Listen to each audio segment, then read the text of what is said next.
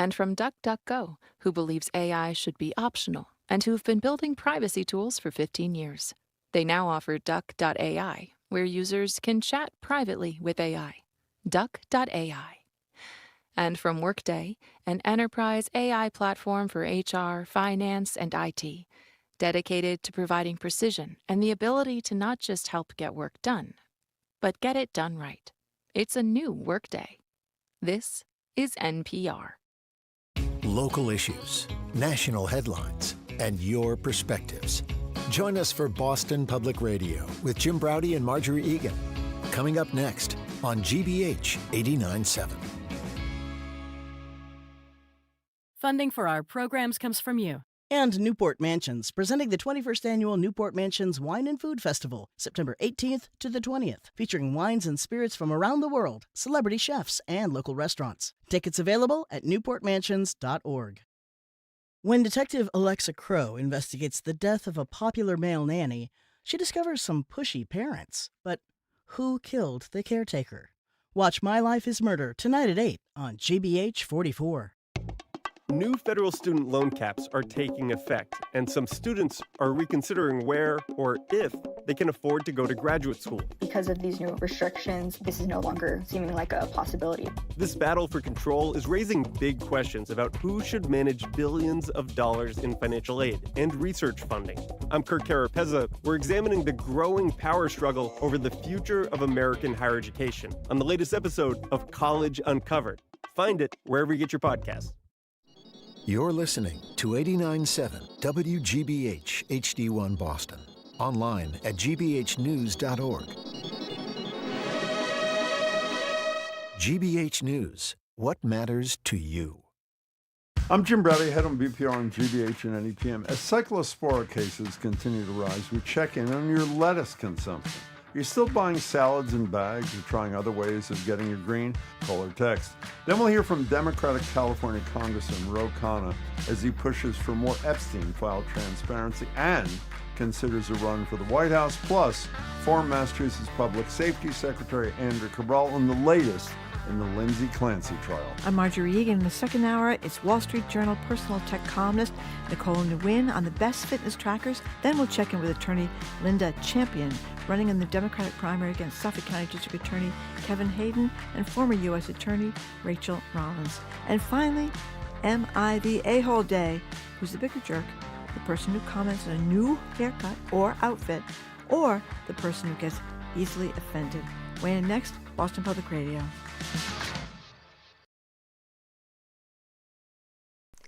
Live from NPR News in Washington, I'm Windsor Johnston.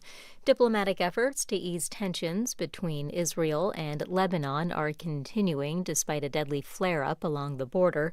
2 Israeli soldiers were killed in southern Lebanon on Tuesday. NPR's Itai Stern reports that's raising new questions about the durability of the U.S.-backed talks. The Israeli military said the soldiers were killed when explosives planted by Hezbollah, which is not part of the talks, detonated during operations in southern Lebanon. 4 other soldiers were seriously wounded. On Wednesday, Israel ordered evacuations in a village in southern Lebanon for the first time in weeks and carried out strikes. Lebanon's health ministry says 1 person was killed and 12 others were wounded. The fighting prompted U.S.-mediated talks between Israel and Lebanon to pause early on Tuesday. The negotiations are expected to resume today. A ceasefire between Israel and Lebanon took effect in late June, and it has largely held until the latest escalation. For NPR News, I'm Itai Stern in Tel Aviv. President Trump used a stop in Las Vegas yesterday to promote his administration's economic agenda.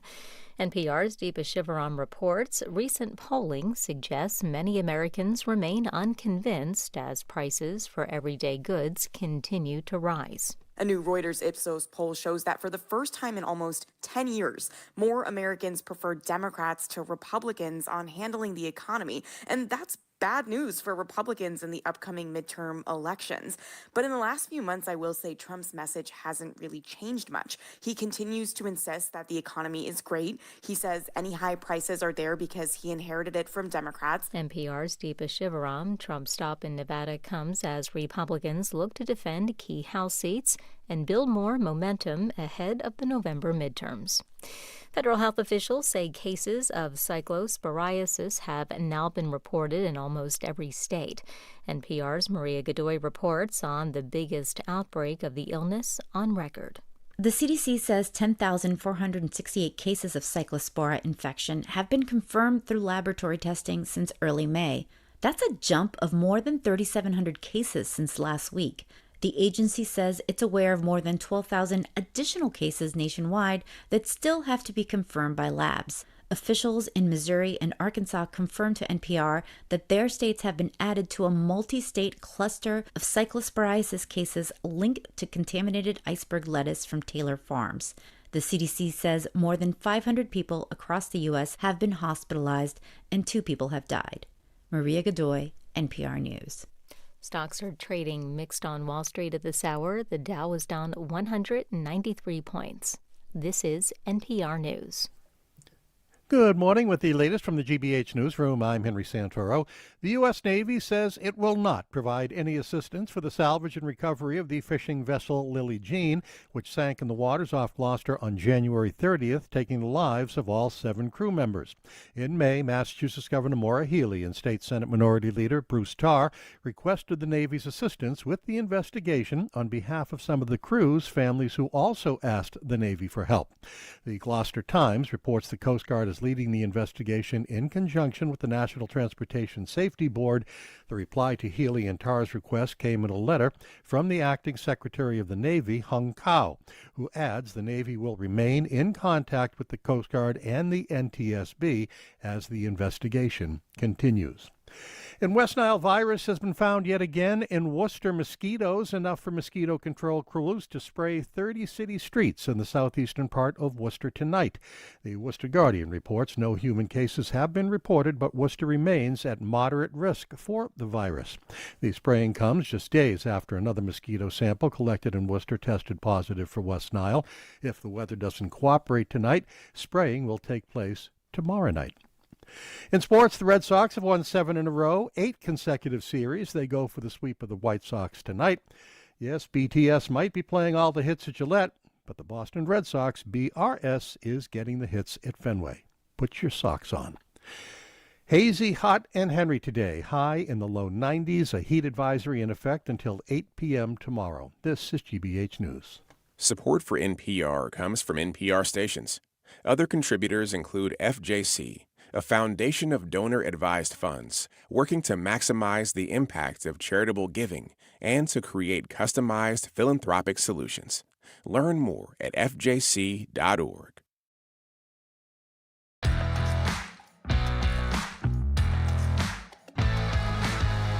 Here's Jim Browdy. I am Marjorie Egan. You're listening to BPR and GBH and NEPM, streaming at youtube.com/GBH News. We're going to be back at the Boston Public Library tomorrow with another edition of our Live Music Fridays. Sue O'Connell, who's been covering the Lindsay Clancy trial, is going to join us. Comedian Daniel Sloss. August 11th at the library, we're going to have the Attorney General, Andrea Joy Campbell, with us. Congressman Stephen Lynch, who's in a re-election race. August 12th, Ask the Mayor with Michelle Wu and Congressman Seth Moulton, who's also obviously running for Ed Markey's seat. Good morning, Jim. Hey, and in about 15 minutes, 20 minutes, Congressman Ro Khanna from California, possible presidential candidate in 2020, and more immediately, one of the leaders in Congress in trying to get the Epstein files out, will join us on Zoom. So 2 people in Michigan are dead because of the cyclospora outbreak affecting multiple states across the country, including ours, I'm sure you know. The parasite has been traced to iceberg lettuce from Taylor Farms and other greens imported from Mexico and distributed in the U.S. to grocery stores and restaurants. More than 100 new cases in Massachusetts alone. We know it's not the most pressing issue facing our nation today, unless, of course, you have explosive spora, or you're not eating salads, instead opting, let's say, for a healthier option, like, I don't know, cheeseburger and fries or that sort of thing.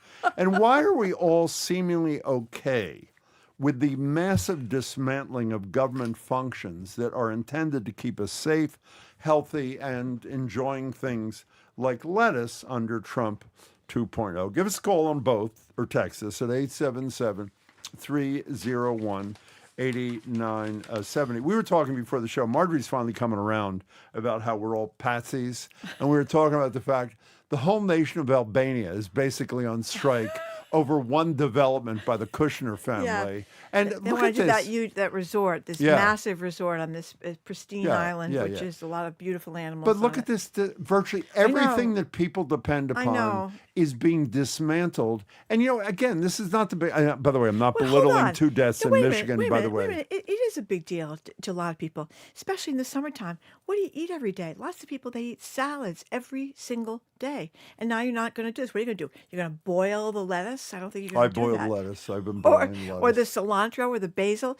They're saying avoid... That's a really important point we were discussing. It's not just lettuce. Yeah. It is cilantro. It is basil. I think it's those jalapenos. I'm not 100% sure of that, too. A lot of green stuff is at risk. What do they say all the time you should be eating? You should be eating leafy greens, right? Yeah. What are you going to do? I guess you can cook the spinach. If you cook this stuff, it takes it away. I was very grateful to you. You brought me 2 cucumbers today. I did, from your- my CSA from Red Fire share. Farm, yeah. Yeah, and that's wonderful because I think that those cucumbers, you have to kind of go to a local farm stand, Which you should be basically, doing anyway. Which you should be doing. But I think it is a big deal. It's a big part of people's diets, and now it's kind of a big part of summer. And now, you want to go out and get a nice Cobb salad, something that's cool and refreshing. Yeah. Are you going to do that? No. I don't think so. So let me ask you a stupid question to get it out of the way What? here. I mentioned that let me read that again. What was the number? According to Wired magazine, there were 11 people at the CDC whose job it was to track food parasites. It's down to 3. Put yourself in the mind of Elon Musk or Donald Trump. What is the rationale? What MAGA goal do they achieve by reducing from 11 to 3 the number of people who check for food parasites? Well, because in the beginning of DOGE, they were going to save massive amounts of money on federal government spending. Remember, that was the thing. So you have to cut whoever you waste, can. Yeah, fraud, you're right, and you're right. abuse and corruption. That's always a line. You hear that line all the time. I've been hearing that line for forever, and it never seems to work, cutting that waste, fraud, abuse, and corruption kind of deal. But in any case, that's what they were supposed to do. Of course, it turns out they ended up spending more money, not less money, and what they've done is decimate some of these. Oh, you know what I left out of this? What? Here's a quiz for you. I know you hate quizzes. Mm-hmm. What happened to the team, the American team, United States team, that used to meet regularly with Mexico about food safety? They're gone. Gone. Disbanded. I know. 100% disbanded. And this Taylor Farms place where supposedly a lot of this stuff came from, there's not been an FDA inspection there since 2019. So that's not very, very reassuring. Anonymous texter says, who knew Trump would ruin Taco Tuesday? It's very good.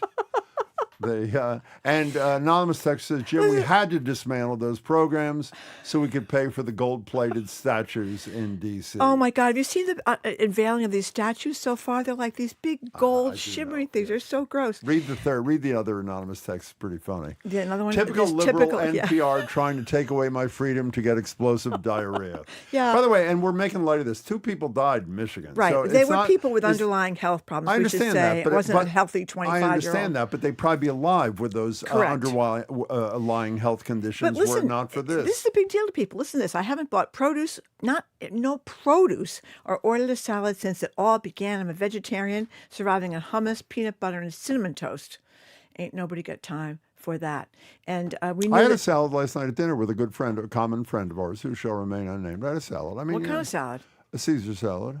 Okay, well that's got a lot of. It's mostly romaine lettuce. Well, actually, I asked them to boil it before, so it took about an hour to get it, and it was a little wilted. Think about that. By the time it's we very got appetizing. Think about what happens if you throw a bunch of iceberg lettuce in boiling water. It's just not. And you got to boil the hell out of it. It's lost. It's je ne sais quoi. You know what I mean? You can do it spinach. You can cook spinach. Because cooking is supposed to kill these little parasite things that are going to cause you all that trouble. Let me ask you another question, and then we'll get to the calls at 877-301-897. I know you're sick of this, but I got to get it out of my system, what I'm about to say. The protests? Forget the thousands of abuses of the American people generated by Donald Trump, and let's focus on one. Okay. A food cyclospora arises, and people die in Albania or any country in Europe, for example. People are dying, and they then learn that one of the reasons that this is allowed to spread is because of the dismantling of the infrastructure to protect you against cyclospora by the government in existence. Do you think the people in that imaginary country would take it like we're taking it? Well, Well, they don't have an RFK Jr. to come out and tell them it's no Yeah. problem, everything's fine. Just eat some more meat, like he says, and take testosterone. No, we're patsies. and We are everything. weaklings. We are We are patsies. kind of patsies. Even when it's our own health and safety that's at risk. 877-301-8970. Two questions on the table. One, if you want to comment on the Trumpian dismantling of safety protections for us, that's fine. But if you want to talk about how you're handling this cyclospora thing, what are you doing around the healthy things, greens that you're supposed to be eating, and how nervous does it make you? Why are you laughing? Up until RFK Jr. solves the cycloporiasis. How do you say the Parasites. No, the actual disease. I can't say cycloporiasis, Sporiasis whatever it or is. something, yeah. Until he solves that, we must remain calm. Oh, remain calm. That is really, it's fabulous. Let's go to Stephen Springfield. You are next. What am I doing to avoid explosive diarrhea? I am drinking wine, Jim. I'm just drinking wine. I've never had explosive diarrhea. As I was saying, Stephen Springfield, welcome to the show, Steve. How are you? Hey, pretty good, Jim. Thank you for taking the call. Of course. I have to say, fortunately, I grow my own lettuce as well as other produce. Good. Wow. In my little kitchen garden here in Springfield. Good for you.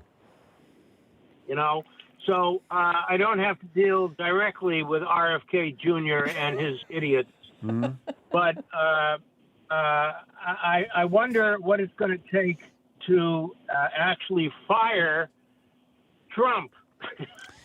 Well, the first step towards his Steve, entire administration. the first step towards the firing, I guess one would argue, we're actually about to have someone on in 15 minutes who will advocate for this, is electing a different party to control the House of Representatives. And actually, one of the things we're going to ask Congressman Khanna is, what do the Democrats do right away if, come January, they control the House? And what are they going to look into? And we shall see. But that is step one, and it's amazing that the American people continue to tolerate this. He may have low approval numbers, but we are tolerating it. Steve, thanks for the call. Glad you keep on growing in that kitchen of yours. 877-301-8970. I don't know if you said this already. Do you eat lettuce at all right now? No. Yeah. I don't. Well, what if it comes from a small farm? Why don't you go to a Well, farm I stand mean, and I do could it? go to a farm stand. Well, go to a farm stand. I should go to the one tomorrow at the I ate library. purple lettuce for dinner 2 nights ago from the CSA. That's Well, what you do. A lot of people are saying they're going to Little Leaf Farms. My husband buys box lettuce grown in a greenhouse, no pesticides used, no human hands ever touched. A wonderful solution. 2 or 3 people have said they go to Little Leaf Farms. I've replaced salads with hot dogs from Fenway, but the lettuce is, again, Little Leaf Farms. So that's what you have to do. You have to go. So I haven't eaten lettuce since the last time I went to the farmer's market, which was like 2 weeks ago, and bought lettuce when I first heard about this whole So thing. you would have a BT for dinner tonight, just to be safe, correct? Is that what you would do? That's right. Bacon and tomato. But it is a big thing in the summer. I think it just, and you know, the lettuce, it says twice washed or 3 washed in the little containers, you know, the box lettuce, not box lettuce, what do they call it when lettuce is in a container? Box anyway, lettuce. Washed in what is the question, because that's what they're finding in some of these investigations, that the water that they wash it in It has feces in is it. infected. I know, it's Yeah, so disgusting. it's really, it's Okay, let's take some calls. Okay, let's take some calls. Denise, Marjorie and I are rambling. We apologize Sorry, for that. No, sorry. Well, one of us is anyway. Denise in Cambridge. I'm not saying who was. It could have been me. You don't know. Denise in Cambridge. Hi. Hi. I would love for them, meaning administration, their donors, whomever, when they're having their fancy dinners and luncheons, make sure that their lettuce or their produce comes from Taylor Farms and everywhere else. Let them really feel how it would feel to eat this produce. Can I tell you Maybe something? then they'll do something. Denise, I shouldn't admit this. You're my kind of person right there. I was thinking that, but I decided I shouldn't say it. But thank God for you. You called right in and said the right thing. Denise, thank you very much for the call. We appreciate it. 877-301-8970. You know, this Bruce Taylor guy also previously, this is according to CNN, chaired a group that expressed support for the end of a food pathogen monitoring system. He did That's this more than shocking, a isn't it? decade ago. Well, why do you think that might be, Marjorie? Because he didn't want to have anybody discover Oversight, anything on his right. produce. And his company spent hundreds of thousands of dollars lobbying Congress on food regulations. And then they talk about how difficult it is, their Taylor Farms recall notice, because they didn't say exactly where the produce had been sold to. they said things like CV for Cross Valley Farms. Right, people wouldn't How would even you know exactly. what That's that a was? very good point. Well, also, they delayed public notice to begin with, even before they put out the initials that meant nothing to anybody. You know? Yeah, and I guess they're getting away with doing that. And this isn't the first outbreak that they have been blamed for either. By the way, Marjorie's saying, how are you dealing with this? Because greens are good for you. Here's an anonymous texter answering right away. I'm replacing lettuce with green algae. So that is thank you for that. Okay, that's fine. That's right. Miles in Montague, welcome to the show. Hi, Miles. Hey, how are you? We're good. Thank you for your call. Good. I called. I think it's so fascinating. One of the things we're talking about right now in Montague specifically, we're a small community, but we live right next door to a 55-acre organic farm. They grow their own lettuce and things, so we're very lucky to have that. But, what I found, I won't say the brand unless you want me to, but there's some great companies in Massachusetts for people to look into that are somewhat out of the fray of normal, mass factory farming for lettuce. So for people that are avoiding it, it is good for you. Your salads are great, and there are ways to go around it. Specifically, there's a company in Massachusetts and one in Albany, New York, I think, that are doing indoor farming of lettuce. Feel free to name some names. We're fine with that, Miles. Yeah, so Gotham Greens, I think, is a New York-based, and then Little Leaf, which is available in a lot of Whole Foods markets in Massachusetts, is a great alternative. The only problem Marjorie has, she may not admit this, with the indoor farming is none of them have corn mazes. And if there's not a corn maze, she's not happy. Miles, how about the hydroponically grown when they're grown in a greenhouse? That I don't know enough about farming to know, but that would seem to solve one of the problems, I think. Do you seem to know, Miles? I think so too. Yeah. I think it's a big thing of, maintaining the water quality. And it's funny because I'm a product designer, but I spend part of my time contributing some work to an organization that works around food safety and public reporting online. And it's really fascinating. So people that grow their own food and things of that sort, and specifically hydroponics, as long as your water is clean, I think that's a huge contributing factor to. Don't go away. Hey, Miles, in light of the fact that you know much more about food safety oversight than we do, based on what you just said, how impactful, a word I've never used because I don't like it, how impactful are the cuts that the Trump administration has made in food safety oversight? Oh, I think they're huge. It's nearly immeasurable. The things that they're now focusing on, specifically in food safety, I think don't quote me on this, but they've cut numerous programs so much so that they're only focusing on, specific pathogens right now. So what we're hearing in terms of a lot of recalls and things like that is probably infinitesimal to what's actually going on and what they're discovering. And that's why there are sites out there like, iwaspoisoned.com, which is a great resource for people to learn about. iwaspoisoned.com. Wait, what is iwaspoisoned.com? What is that again? What is it? It's an excellent site. It's a resource for public reporting. Essentially, users can go in and report suspected illness from somewhere and actually kind of get some support in terms of articles and information. And then it uses its data to actually help find hotspots in areas.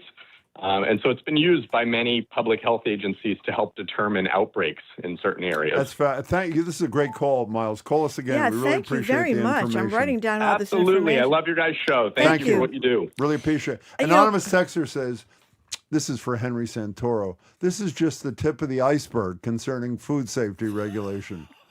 Henry would appreciate that, wouldn't he? He would very much. The master of the He pun, would very yes. much appreciate that. The New York Times it's the New York Times is reporting.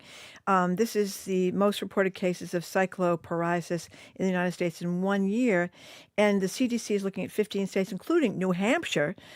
We've had cases here, but they see New Hampshire as part of this big outbreak. So our sister state up there, we're not very far from. We broadcast in New Hampshire. I guess they've had many more cases than we have. Yeah, well, we've had them here. So, and okay, by the way, one of our colleagues says they replaced gbhnews.org, which was their homepage, with iwaspoisoned.com is now their new. iwaspoisoned.com. What a great name for terrible. a website, isn't it? Yeah, but when your kids were little, weren't you always closing the poison hotline? I did that for my dog a couple of times, too, with eating chocolate. My younger kid, when she was little tiny. Ate something? We went to a baby goat farm somewhere in the suburbs, and I look over, and she's popping little things of goat poop in Oh, there. no! Yeah. Well, that may be a good thing because that may have given her immunity now later in life to She actually grew cyclospora. 3 inches that night. It was incredible. It's a huge boon to her growth. And Yeah, the poison. I hope that's still operating, the poison hotline, man, because that really, is very useful when you have animals or little kids. Have you ever encountered? Have you ever encountered a human being on any level of power in your life who cares less about fellow human beings than Donald Trump? Ever, in any capacity? A coworker, a neighbor, a classmate, a mayor. His children. He doesn't give a damn about anybody. Nobody gives a damn about nobody. It is. I know he's got a sickness. We've talked about this, which unfortunately people don't talk about.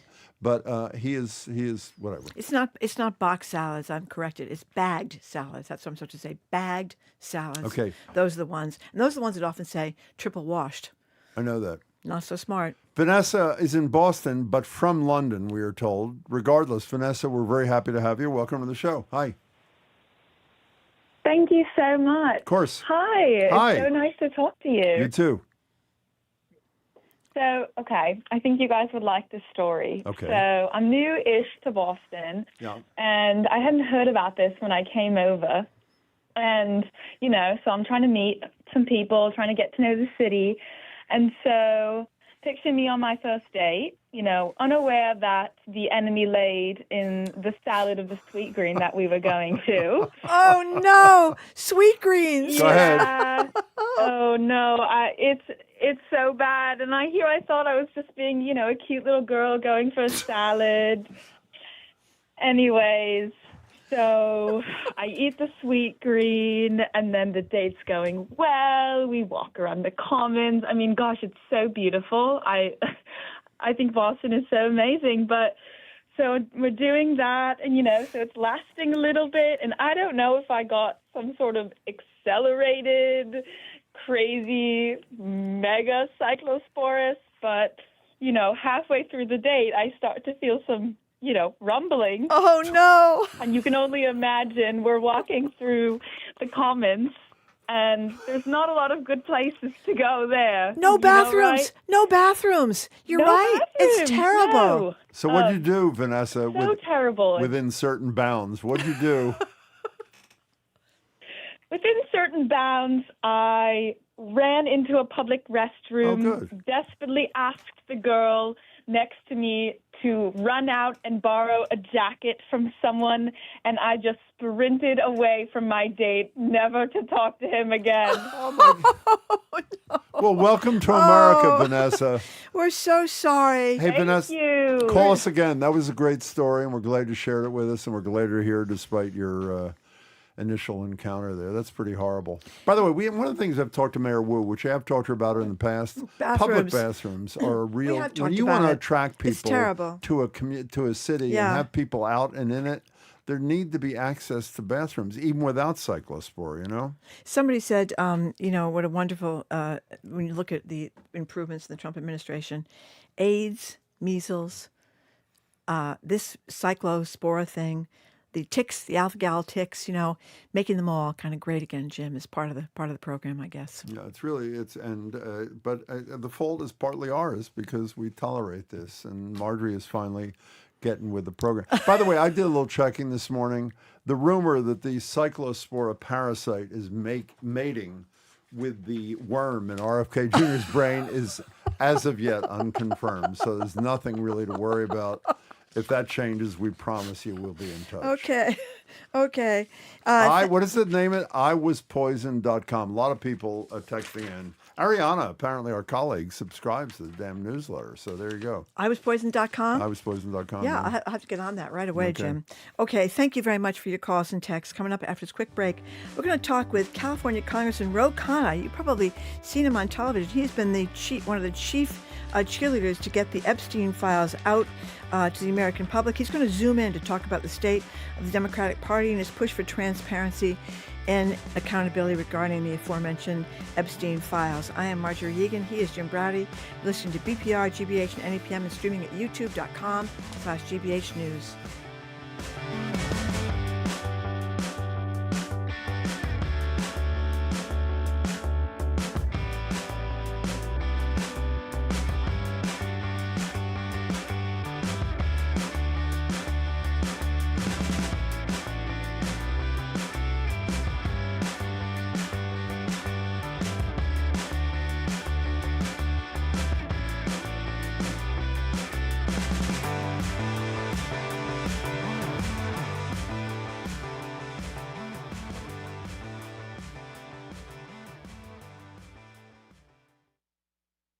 I'm Jared Bowen. Today on The Culture Show, 100 elephants are taking over Boston's Commonwealth Avenue Mall. The Great Elephant Migration is a life-size herd modeled on real animals in southern India. The sculptures are handcrafted by indigenous artisans. Spectacular in scale, the project has a practical purpose: to show what communities living alongside elephants can teach us about coexistence. Co-founder Ruth Ganesh joins us.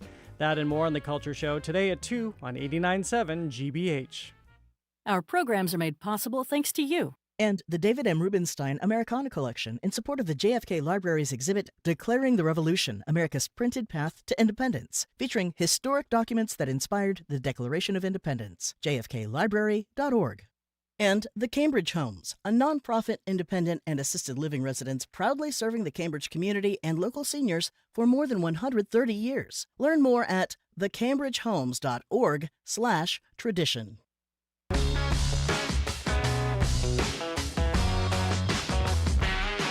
Welcome back to BPR and GBH and NEPM. I'm Jim Browdy. She's Marjorie Egan. We are streaming at youtube.com/GBH News. Back at the library tomorrow. On August 11th, we're at the library. The Attorney General, Campbell, will join us for an hour, as will Congressman Steve Lynch, who's facing a primary challenge. The following day, August 12th, for an hour, Mayor Wu will join us, as will Congressman Moulton, who, as you know, is challenging Senator Markey, who was with us yesterday. So depending on where you stand, our next guest is either a progressive congressman from Silicon Valley leading the charge on the fight for transparency and accountability around Jeffrey Epstein's tsunami of sexual violence and abuse, or he's a, quote, wolf in sheep's clothing, scum, and a sleazebag radical leftist from the failed state of California. Those quotes would be from a man who features prominently in the Epstein files, the President of the United States. That congressman would be Ro Khanna. He's a representative from California who has hinted at a presidential run himself. He joins us now on Zoom. Congressman, it's great to meet you. Great to have you. Thank you. Thank you. I've never been introduced before with the Donald Trump introduction. So I appreciate it. Well, our pleasure. We were honored to do it, Congressman. I should just get that going in every place. You have introduction. It would increase my credibility. It very well may. Well, Congressman, you have a great deal of credibility on your crusade to get everything out of the Epstein files. But I wanted to ask you, because you know a lot about this, and I've wondered this for a long time. The very courageous women that have come forward in this case, obviously, they know who some of these men are whose names have been covered up in the Epstein files. Is it because they're afraid of retaliation or getting sued, or why don't I know it'd be great if we could just get this the normal way, but could they not say who some of these men are? Well, there are two things happening, and I appreciate your recognizing the courage of the survivors, because Tremendous. This is all possible because of them, and they had to come to the Capitol twice to share their stories and get this legislation to move. But there are two things here. One is there are already a lot of names in these files who have raped these young girls, now women, but raped them when they were girls, or trafficked or abused them. And there's no investigation. There's no prosecution. There have been prosecutions everywhere else in the world of former prime ministers, of former ambassadors, former princes. There's not a single investigation or prosecution. And so these survivors text me, they text Thomas Massey, the names, we forward them to Justice Department and saying, why aren't you investigating some of these people? Two people in the news who have serious allegations, Les Wexner and Leon Black, should be investigated. I mean, no investigation against either of them. And Leon Black still has buildings named after him at Dartmouth. The second issue is that there are more files, 3 million more files, where they have told the names to FBI agents, and those files are redacted. And the reason that they don't want to just say the names is they will be attacked. That's what I figured. Yeah. There won't be credibility. Yeah. Massey and I haven't seen those files. I mean, their names are just redacted. You've also said, speaking of files that haven't been released, some of the most critical files about Donald Trump's alleged involvement with a minor also are not available to the public. Is that correct? That is correct. And I don't want to overstate it because we don't know the credibility, but what we do know is that There were files that had allegations about him that were withheld. Then there was excellent journalism that exposed some of the files being withheld. Some of those were released, but we still have numerous documents around that have not been released and that need to be released. And by the way, I understand your comment about credibility, but they were credible enough, correct me if I'm wrong, that the FBI decided to question this young woman, I believe, as many as 3 times. Is that not right? That is correct. Yeah. Absolutely correct. And I just, one of the reasons we've been able to be so successful in getting this through and pushing it is I've always tried to keep it about the survivors and be as factual as possible. And that's why, I made that point. But Trump is all over the Epstein files, and he had J.D. Vance in the Situation Room plotting strategies how to cover it up. So, Congressman Khanna, obviously you've been campaigning all over the country in the hopes that the Democrats take control of the House of Representatives. If in January the Democrats do control the House, what are the first, let's say, 3 things that you'd want them to look into? On the Epstein matter or on anything? In general. On anything. Well, I would say that we need to have 2 things. First, we need to have accountability.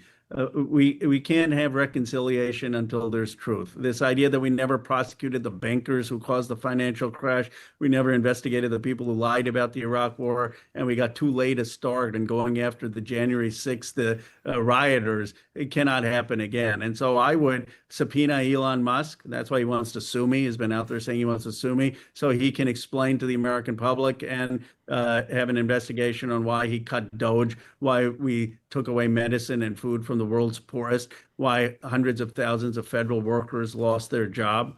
I would get the ICE agents who are killing people investigated, killing parents investigated. In my view, we need to abolish ICE and replace the agency, but we need to hold them accountable. And then I would haul in people who have been ordering the fishermen boats to be killed in the Caribbean and who got us into an illegal war in Iran without congressional authorization that has increased gas and food prices. And then, of course, the entire Trump family corruption, the money that they're making. And there should be a special committee on Epstein. I know it sounds like a lot, but this administration has done a lot of illegal things. We're talking to Congressman Ro Khanna. But you also talk about this this new economic patriot thing, because the economy obviously is a big deal to Americans all across the country. So what's that? New economic patriotism is that we need a national mission in this country for the economy of the future to deliver prosperity for every American and every community. Look, I've seen both sides of the American coin. I grew up in Bucks County, Pennsylvania, was born in Philadelphia, son of immigrants. And whoa! I'm a Philly boy. What hospital were you born in? I don't remember the hospital. I went to Pelham Elementary School, and then my God! At the Council Rock High School. And did he go to the vet to see the Phillies games back then? Are you kidding me? And the Phillies, I'm a little older than you. Last place every single year. I would go to at least 40 games a year in North Philly. So never challenge my Philly loyalty, my friend. Okay. My Phillies knowledge peaks. I mean, I watch the Schwarber and others. But my peak Phillies knowledge, not that this is what the interview is about, was like Lenny Dykstra and Von Hayes and Mike Schmidt. That era. I'll call you after the show, Congressman. I'm sorry. Keep going. Anyway, so you wouldn't know this. In Bristol Township in southern Bucks, the steel mill shut down, Fearless Works shut down, and you started to see deindustrialization in Bucks County. And that, of course, happened all across the state, the steel shutting down, auto plants shutting down, deindustrialization. Now I represent Silicon Valley. 1/3 of the nation's wealth is in my district, $20 trillion. Our stock market is $70 trillion. I've got 5 companies over $1 trillion. There are 900 billionaires that are worth $8 trillion, 22% of the economy in this country. We cannot have an economy that's only enriching billionaires in a few places.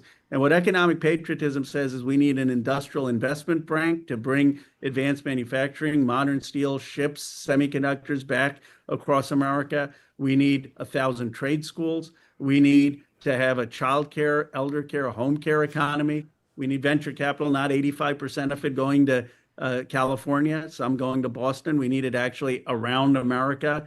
And we need a Marshall Plan, investment in community projects across this country, the biggest economic development initiative we've seen since FDR.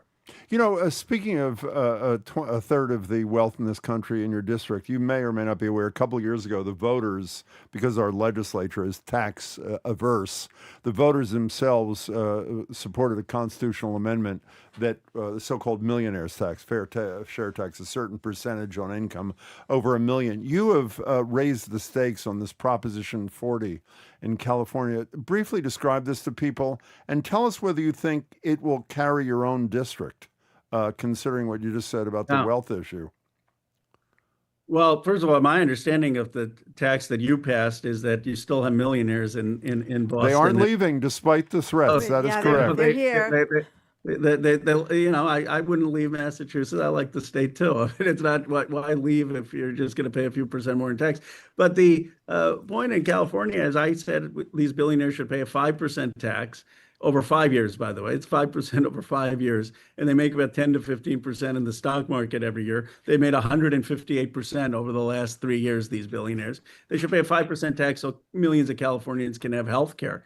And the billionaires, some of whom I've known, lost it. And they funded a guy to run against me. They put $1 million into his campaign. I got 63%. He got 6% of the vote. The Republicans got the rest. And so I've shown that you can stand up to these billionaires and actually win in the heart of Silicon Valley. I don't understand how this is a hard issue for people in every other district. Why is it a hard issue for Governor Newsom? Yeah, you have to ask him. But in my view, look, these billionaires fund a lot of political campaigns across the state and across the country. But the reality is we need a new social contract. You tax them at 5% nationally, 900 billionaires, you would raise $4 trillion. You could do free childcare. You could do free college in America. You could have Medicare expanded to 50, which is about $180 billion a year, according to Alison Giovanni at Yale. Here's what people should focus on. If you go and say Elon Musk around the country, a trillionaire, you usually get boos. You say Mark Zuckerberg, you usually get boos. Isn't it a problem when we have all this wealth generation and people are not being celebrated the way Andy Grove was or Warren Buffett was or Lee Iacocca was? And the reason they're not being celebrated is they know that the economy is only working for very few people in very few places. If more people felt they had a stake in the modern wealth generation, we would actually start to heal a lot of the divides in this country. And that's what economic patriotism ultimately is about. It's saying we're making more wealth than ever before. Take it from the Indian American guy in Silicon Valley who sees the future. It's like they're making tons of money. And why is it that most American young people can't afford a home and a job? It is unfair, and we need a new deal, the next new deal in America to fix it. We're talking to Congressman Ruth Ganesh. You know, economic equality obviously is a big reason why a lot of progressives are getting elected, particularly with the vote from young people. And I want to talk to you about Abdul El Sayed just squeaking by there in Michigan. But before I get to the Israel issue, which is getting to be huge, I didn't realize that you had a kind of scary incident visiting the West Bank recently. Tell us about that. Well, I've been to Israel 3 times, but I decided I wanted to go to see the West Bank through the lens of the Palestinians. And this was almost heresy that a member of Congress would do that. And so I informed the Israeli embassy, informed the American embassy. We were on a tour led by a Palestinian, but we had an Israeli security guard, 2 other Americans, a New York Times photographer. We were at the Zunata village, which had been destroyed by Yonah Levy. By the way, Yonah Levy is an extremist settler who just today the Israeli government announced they were arresting because he had shot in cold blood a Palestinian. Now, I'm not saying our trip led to that. We were part of the chorus calling for him to be arrested. His thugs detained our vehicle because they saw us filming the Zunata village that they had destroyed. So they parked the car outside our van, blocking a single road exit. They brandished M4s. They marched around us. We were there for almost 75 minutes. The IDF came, took the settlers' side. We fortunately could call a senior person at the American embassy, who called someone in the Israeli government, and the police came and cleared this situation. But it's less about what happened to me or the other Americans and more about what happens to Palestinians and Palestinian Americans there every day. What should the Democratic Party's position be on Israel and Gaza in the midterms and come 2028, Congressman? should be that let's start from the beginning. October 7th was a horrific terrorist attack and no justification. But Israel's response was totally disproportionate. It led to a genocide in Gaza, 19,000 children killed.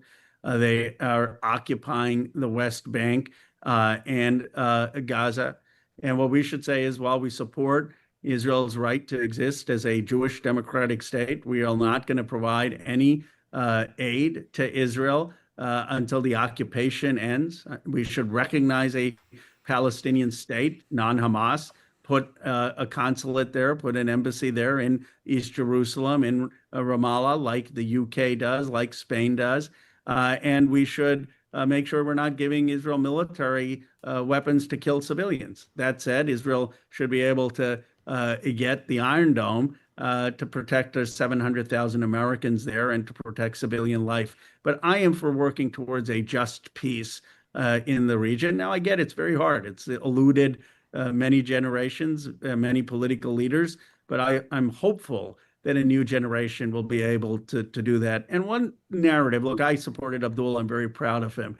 But what I'm more proud of in this country, even as proud of in this country, is that you can have Abdul El-Sayed and you can have Dan Goldman and Josh Gottheimer, and they're all part of a multiracial democracy in America. When has that ever happened before? This new generation, which has the strands of history from so many, and maybe there's some hope that we can actually forge a just peace in the region. Now, Congressman Khanna, if you ever visit us when you're in the region, I will bring to the studio my autographed baseball by Mike Schmidt, and I will let you hold it. I will let you hold it during the interview if you act right. That's pretty cool. Cool. Now, do you have his rookie card too, or did you collect baseball cards? Or I'll let you know when we meet, Congressman. We only have like 15 seconds. 15 seconds left, but real quick, I know you're deciding for a run for president by Thanksgiving, but I just thought you might give us a little hint here in Boston where you're headed.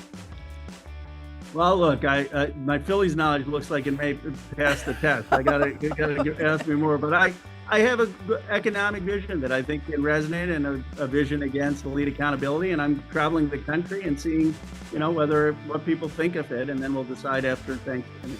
We're looking forward to talking again soon. Thank you very much for joining us, and thank you for the work on the Epstein files. We've been speaking with Congressman Ruth Ganesh. We very much appreciate his time. Coming up after this quick break, 3 people have been charged with threatening judges and witnesses tied to the Nolan Wells investigation. The young black man who drowned mysteriously when he was out with 4 white friends from his school. We'll speak with Andrea Cabral, former Public Safety Secretary for Massachusetts, about that. I'm Marjorie Egan. He's Jim Browdy, listening to BPR, GBH, and NEPM, streaming at youtube.com/GBH News.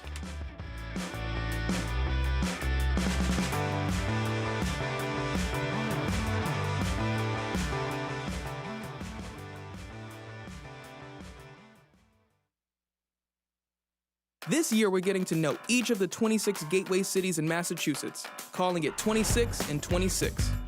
I'm Trajan Warren, and if you're in Chelsea, Everett, Lowell, Barnstable, New Bedford, or Fall River, I want to hear from you. What issues matter most? What concerns do you have? What are you proud about in your neighborhood? Reach out to me. Visit gbhnews.org/gateway cities and fill out our questionnaire. That's gbhnews.org/gateway cities. Support for GBH comes from you. And Boston Medical Center, rated Best Regional Hospital for Community Access for 2026-2027 by U.S. News and World Report. Committed to providing compassionate care in our communities for over 30 years. And GM Roth Design Remodeling, providing custom kitchens, bathrooms, and accessory dwelling units. Their design team works to create living-in-place solutions tailored to the needs of each home and family. More information at gmroth.com.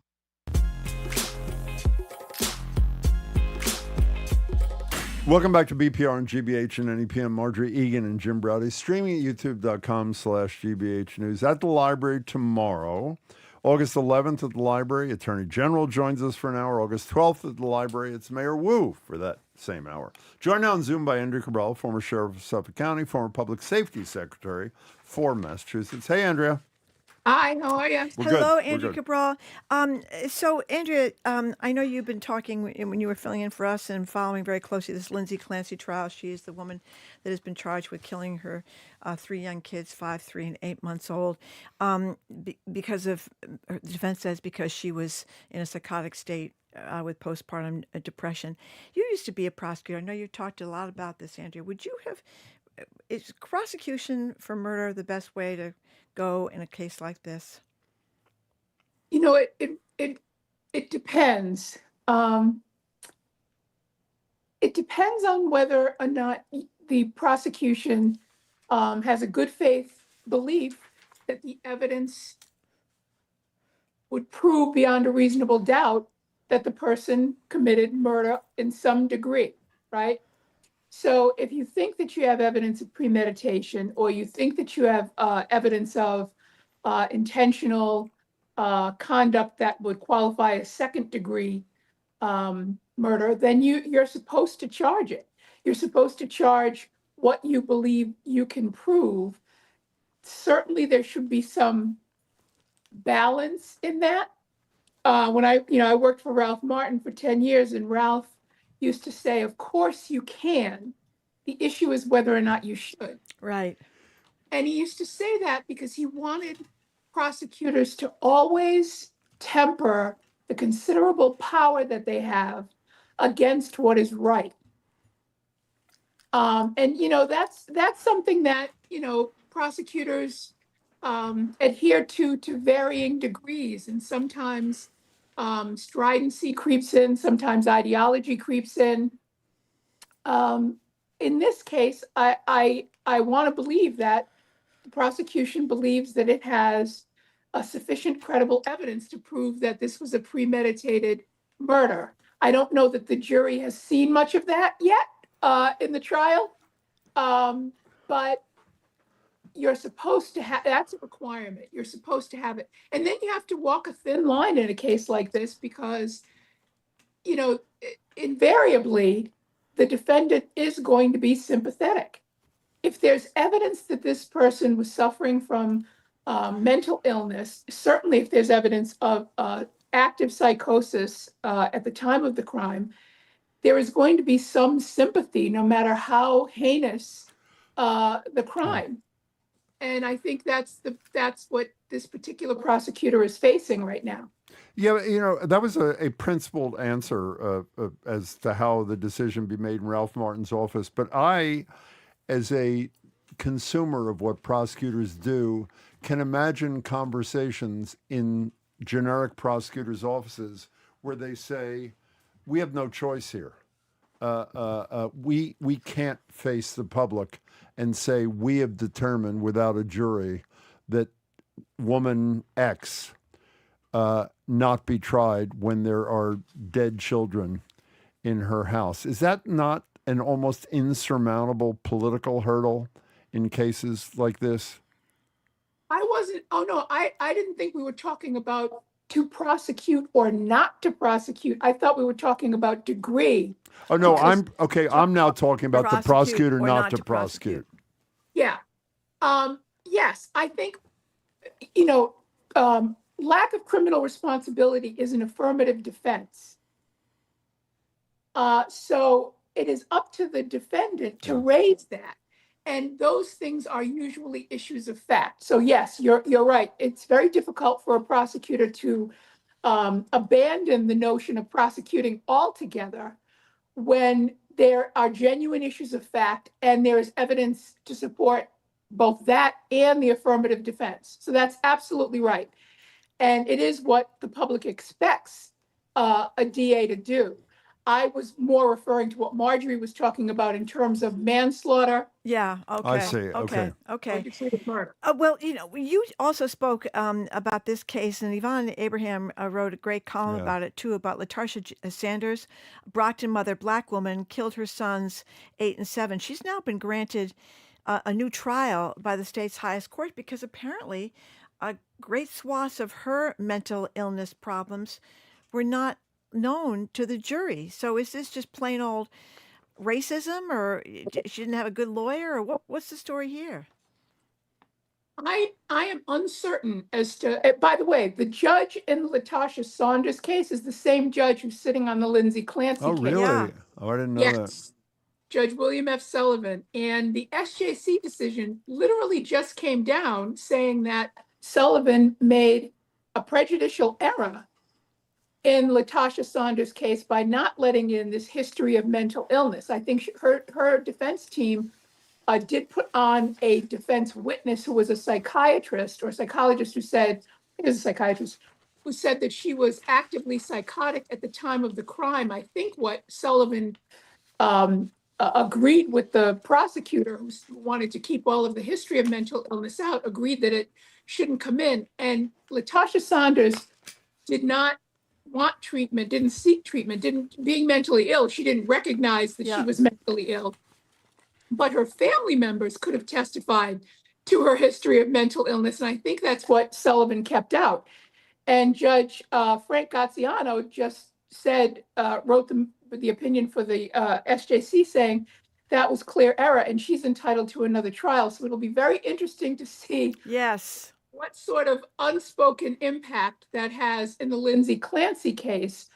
I certainly have not seen evidence that Judge Sullivan has disallowed something that Kevin Reddington was trying to get in about her history of mental illness.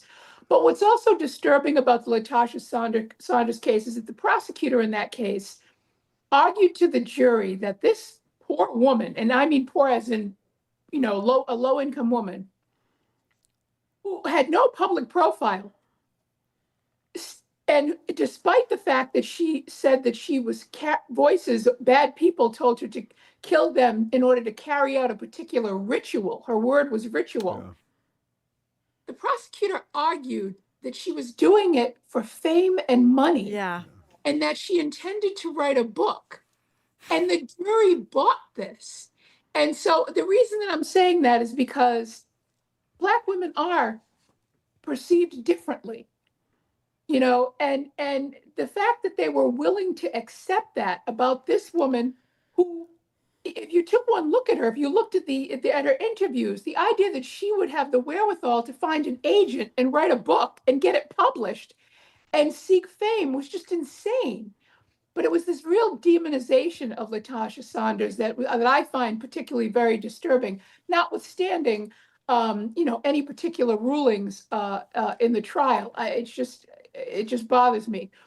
But I do think that the fact that this ruling comes down as the Lindsay Clancy case is ongoing, I think has to have some sort of effect, no matter how much people might want to ignore it. They're the same people, at least the same judge is involved, and the same DA's office. And right after the Yvonne Abraham column, too, which is another interesting little... But, I just want to ask you one more thing about this. The nanny that had worked for some time for the Clancy family was on the stand yesterday. And when I was listening to her testimony, she talked about how Lindsay Clancy had been a loving mother, and she gave examples of seeing her interact with the kids and how she dealt with when the kids, misbehaved and all that kind of thing. And it made me think, and I'm not sitting in the trial. We're going to have Sue O'Connell tomorrow, who has been sitting in the trial. But it struck me that this must have been some kind of on again, off again thing. It seemed like Lindsay Clancy was in and she was out. That the nanny who's there could have seen her acting like a regular mother so close to the actual killings says something about, you know what I mean? That this was not a continual sort of thing. And maybe that's what the husband thought too when he went out to get the takeout food. Well, I think that's exactly why the prosecutor put the nanny on the stand.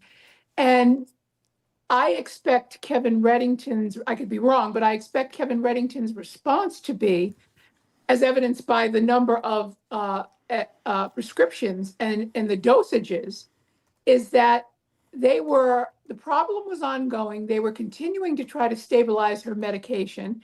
And I expect him to have testimony, medical testimony, that talks about the ups and downs that a person experiences. And I don't mean to minimize it by just calling it ups and downs, when the dosage of their medication is changing over a period of time and how it can affect someone in one way and affect someone in another. The other thing possible here, and it's a decision that Reddington and Clancy are going to have to make, is whether or not she takes the stand, because if she decides to testify, she herself could testify.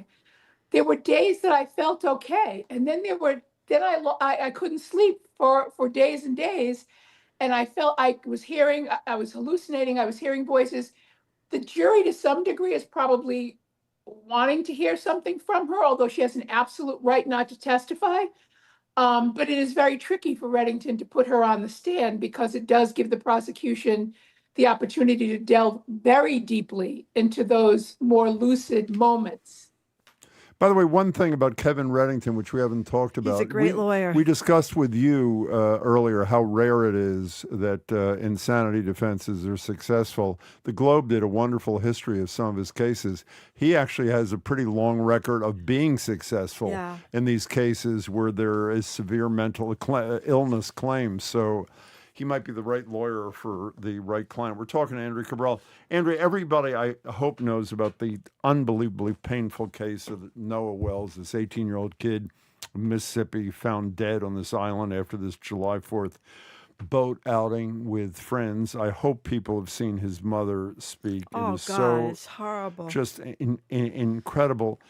I wake up today and we read that I think it's three people have been charged with threatening a judge, witnesses in the case. And I have to say, I'm not clear exactly what's going on here. And I hope you are. Are you? No. I mean, I've read 3 stories on this, and none of them, and they're in different publications, none of them identify the threat like they talk about the threat sort of generically, threaten to kill or threaten to bomb or whatever, but motivation is not identified. So you read these stories and you have no idea whether or not these are people who are angry at people connected to the Wells family because they think these people are somehow complicit in Noah Wells' death, or these are people who are angry that people connected to the Wells family are cooperating with the investigation and are trying to be helpful. And if you don't know what the motivation is, it's really kind of difficult to draw some conclusion about the threat. I don't know why that's missing in all of these stories. Well, I'm glad to hear you're in the exact same place as we are. It's another good case of people reading stuff online or TikTok or wherever, and X, or just kind of odd source. Yeah, but usually that happens in Trumpian-related kinds of things. I don't know that there's a Trump connection here. No. Other than the fact he's a young black kid and he was out on this boat outing with all young white death threats. Kids. Seems to be sort of an epidemic. The way you speak, that is probably America. Yeah. There's always, and there are people more and more and more that just, I don't get this, but that this is what they do. Yeah. They latch on to a case. They're clearly people that have some issues and some problems, and they call in bomb threats to courthouses. They call people with death threats. They communicate them through social media. They mail them. I mean, people have always done this to some degree or another, but it seems to be at a peak in 2026. And there are so many ways to get to someone who's connected to a public case. And people are indulging their worst impulses on stuff like this. Well, it's the language of political debate for a lot of people in 2026 is to threaten other people's lives because of their position. We talked about this Rhode Island judge yesterday who made an anti-Trump decision with Judge Gertner. And one of he gets a pizza with the name of the dead son of another federal judge the son was killed. I think in New Jersey. And what'd you say? Even with the judge. And his homeowners. Homeowners insurance took a... What's that? Judge Esther Salas' son. His name was on the pizza box delivered that he didn't order, by the way. This judge did not order, delivered to his house with the name of the executed son on the box. Death threats toward his wife, the insurance company not wanting to insure him anymore. I mean, it was just crazy. People are over the top. Andrea, we're almost out of time here. So do you have even time to comment on what's going on? No, we don't. Don't start something with 30 seconds to go. So how are you, Andrea? Good? Hi. Everything good? Going? Everything good? You look good. Yeah, I'm glad your voice sounds a million times better. Thank you. What were you going to say? It's improving. We're getting there slowly but surely. But this is my first chance to see, although there were some listeners who Jim's new look. Oh, the shaved head. What do you say? What do you think? Tell the truth. I can take it. You have an excellent shaped head. And that's kind of crucial if you're going to go with the shaven look. I think it looks great. Did you hear that, by the way? I heard that. She thinks it looks great, Yeah, Marjorie. Jim is mad because I didn't say that. No, I'm mad because you said, well, if you're happy, you're happy. See you later, Okay. Andrea. Thanks for your time. I Andrea appreciate Cabral, it. thank you very much. See you soon. You're happy. That's what Marjorie If you're says to happy, me. that's all that counts. You are happy, aren't you, Jim? I don't think she was lying either. I think she really likes it. We're Andrea. going to discuss your head later on. Well, in the we're not show. really discussing my head. We're discussing complimenting people's hair, Hair, at or work and lack whether or not thereof. that's an HR violation. Okay. We've been speaking with Andrea Cabral, former Public Safety Secretary from Massachusetts, former Sheriff of Suffolk County. We say goodbye to those of you listening on NEPM. Thank you so much for tuning in to us. Make sure to tune in as well to the Fabulous 413. They start at 3 o'clock this afternoon. We're going to keep going in Boston. After this quick break, the Wall Street Journal's personal tech columnist, Nicole Nguyen, joins us. She got some great stuff about how you can't tell what's real and what's not real anymore. We're really in big trouble here, Jim. I'm Marjorie Egan. He's Jim Browdy. Listen to BPR, GBH, and NEPM streaming at youtube.com/GBH News.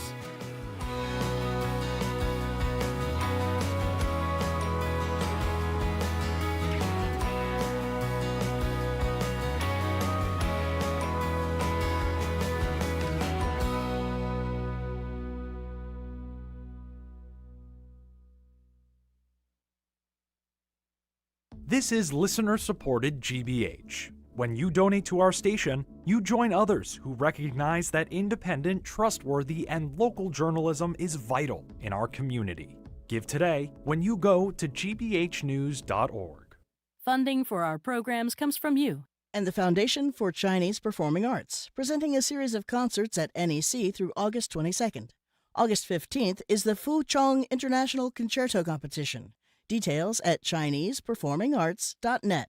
And the Massachusetts Educational Financing Authority, committed to simplifying college planning for families over 45 years with trusted guidance, interactive tools, step-by-step videos, and more. MEFA.org. You're listening to 89.7 WGBH HD1 Boston. Online at gbhnews.org. GBH News. What matters to you?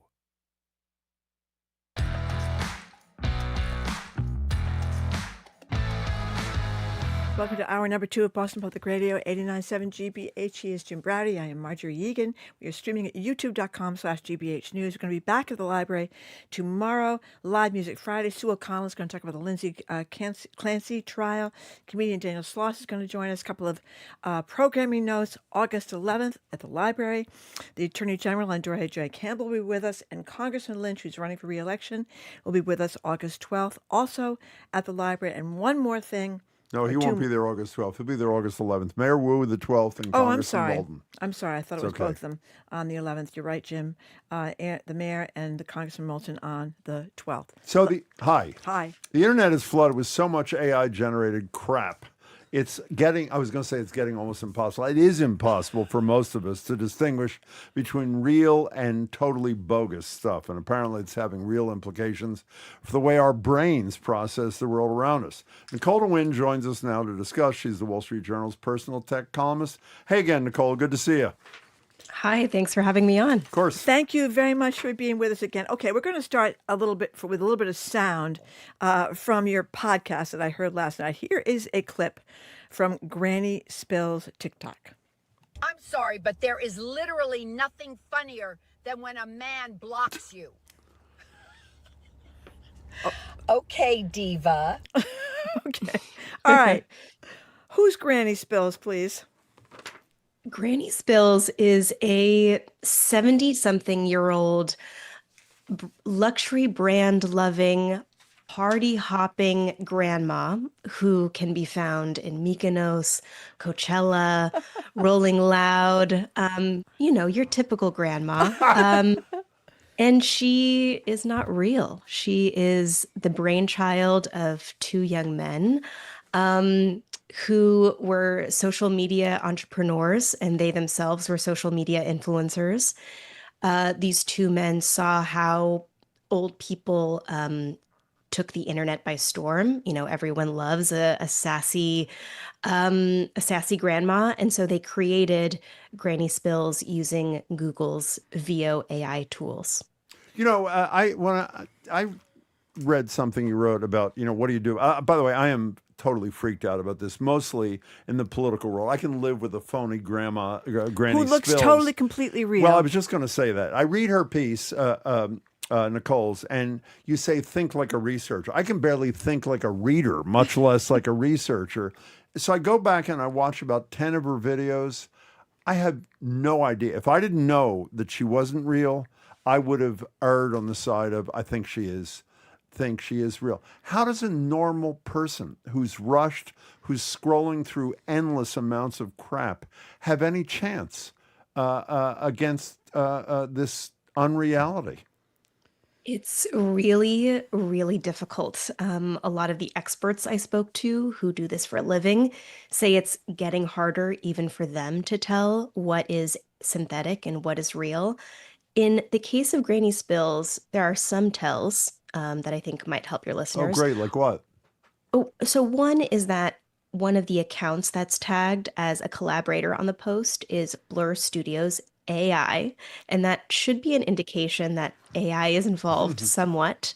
Another is on the app on mobile. There is an AI label on the post, which indicate the creator has turned that on, which indicates that the post was made with AI.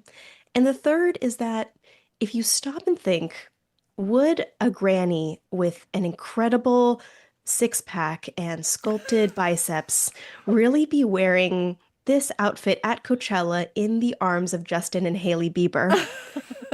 And I think pausing to ask yourself that question is the first step in trying to navigate this new online world. But if it turned out, as you're speaking, I'm watching some of the, not with the sound, watching some of the shorts, like her running down, I don't know, Hollywood Boulevard or something, and it's not real. If they, the creators here, you know, obviously far better than I, obviously decided to err on the side of excess. Let's assume there was a little less excess, and we didn't read the sources. We just looked at the videos. It is fair to say that a mere mortal, like 99% of us are, not you, but a mere mortal would have no idea that this was real or not, no? I think that's right. And I think that's the danger of the rise of this kind of AI content on social media platforms. The other day, I was just shopping for counter stools for my kitchen, and I looked really closely at the product listing, and the wood grain was 3D generated, AI generated. On Pinterest, there are a lot of images that are they look like beautiful living rooms, but they're completely generated by a computer as well. And on social media, there are accounts, like I just saw one the other day, of an Amish man talking about the benefits of eating apples fresh off a tree, and he was also synthetic. So this is definitely a new problem that our brains are going to have to adapt to, but it is nearly impossible for the everyday person to tell while they're scrolling. Speaking of brains, when I introduced you, I said, what does this do to, which I'd never thought about before I thought about you last night. What does it do to our brain when we're constantly bombarded with things where we don't know whether they're real or, as you say, synthetic? What does that do to us? I think the ability of Photoshop to manipulate media is not new. In fact, since the age of Abraham Lincoln manipulated photos back in his day. But AI has supercharged this effort. And the synthetic media, the manipulated media, is now more realistic than ever. And that kind of vigilance embeds a perpetual skepticism in our minds that also means we question things that are real. So when a major news event happens, say, an attack in a city, that you question whether that even happened is eroding our collective sense of reality. And experts say that's dangerous for democracy. Okay, so a lot of people are into these wearable things, and you did you apparently wore them all: Oura Ring, Fitbit, Whoop, MG, Apple Watch, etc. At the same time. I love that. Yeah. So tell us about them. What are your tips? These wearables are exploding in popularity. Aura is worth something like $11 billion in the market. Wow. And I think the reason why is because people are more interested in health than ever. And also, this new crop of wearables doesn't have a screen on it. So, a few years ago, if you wanted a health tracker, it probably looked like a watch. It had a display. Maybe it buzzed you if you got a text message. And now a lot of these continuous trackers work in the background without distractions. And so you wear them all day and all night. And I went to a clinical sleep lab on Stanford's campus and hooked myself up to a polysomnogram to get a polysomnogram test. And I learned a couple of things about wearables. One is that they're generally pretty good at detecting resting heart rate, which is your nocturnal heart rate while you're not moving when you're sleeping. They're mostly accurate across the board. Also for REM sleep, which is our dreaming sleep stage. What they're not good at is determining deep sleep. And also, they're generally good at telling when you're awake or asleep, but sometimes they can be fooled. I was reading in bed and one of my Whoop thought that I was sleeping. So it said I got 9 hours of sleep, which I definitely did not and never do. So there are definitely benefits and limitations of these wearables. How about wearables in general? Do you advise, beyond, I'm sure people who are into them saying which of these best suits my need, whether it's sleep or my heart rate or whatever, how about the whole advisability of wearing them to begin with? Where do you, I'm assuming you fall on yes, under certain circumstances, you're nodding in agreement, but what is your position on this? I don't think they're for everyone. Data overload and medical anxiety is a real issue. Exactly. And these numbers can be a little judgmental, honestly, and overkill for a lot of people.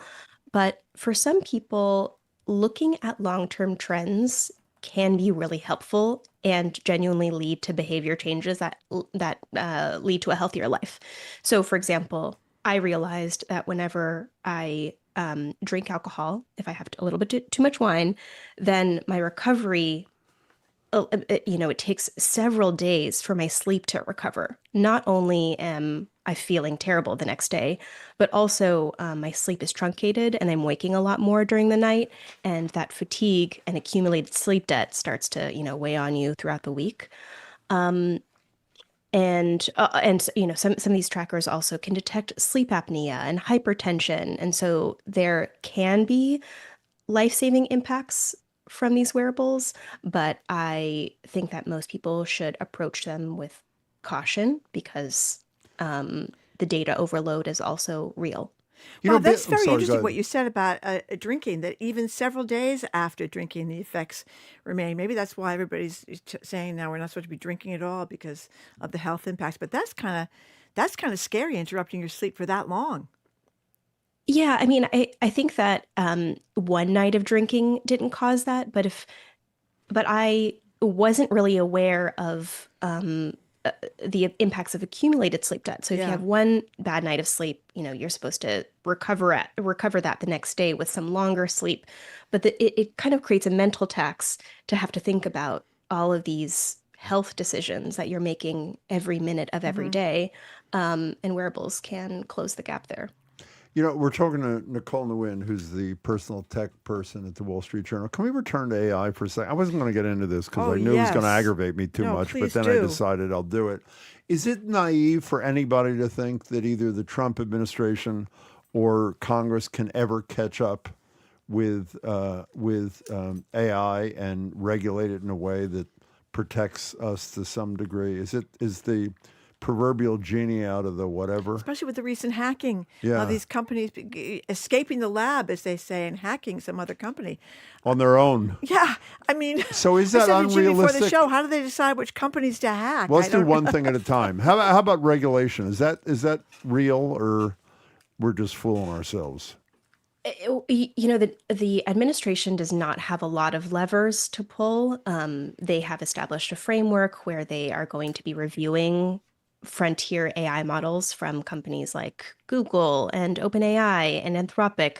but it doesn't have the power yet to prevent these companies from putting out a model that they consider dangerous. There are levers that they can pull. These defense contracts are huge and worth a lot for these companies. Well, like and Anthropic and the whole thing with Hegseth and them, right?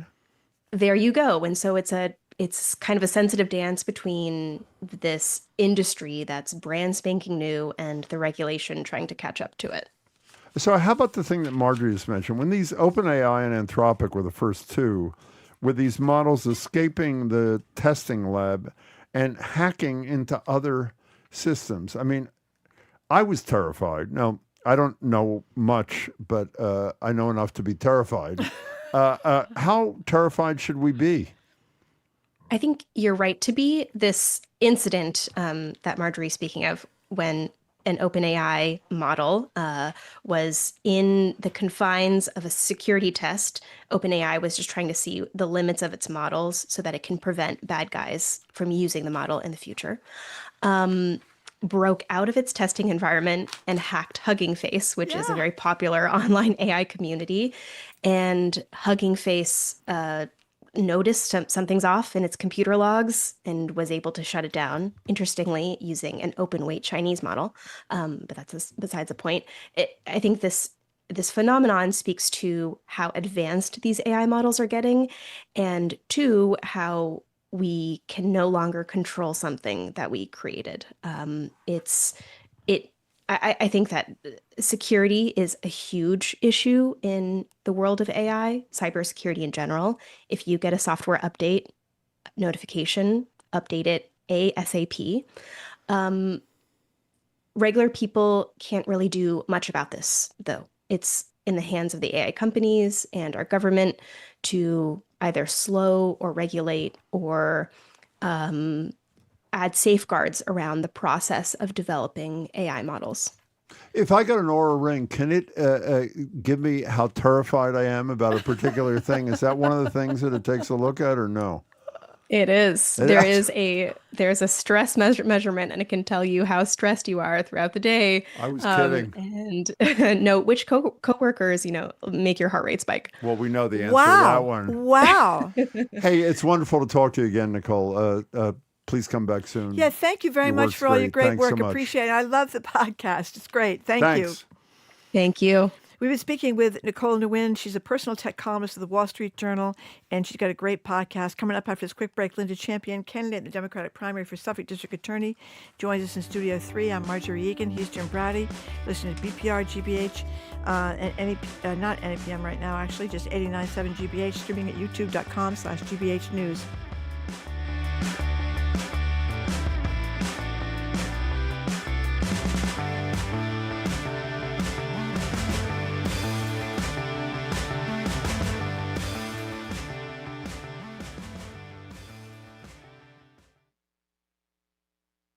I'm Edgar B. Herwick III.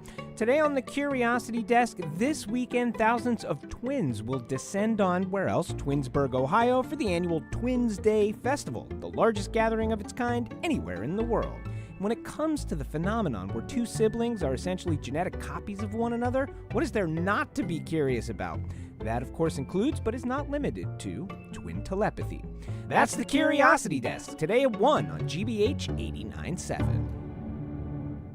Support for our programs comes from you. And Concord Park, a Volunteers of America senior community in Concord, offering wellness, care, and support services to help seniors age in place, including a Compass Memory Support Neighborhood. ConcordPark.org/care. And the Vermont Cheese Council, host of Vermont Cheese Week, September 13th through 20th, offering tastings and pairings, farm tours, and outdoor dinners in and around Vermont. Learn more at vtcheese.com.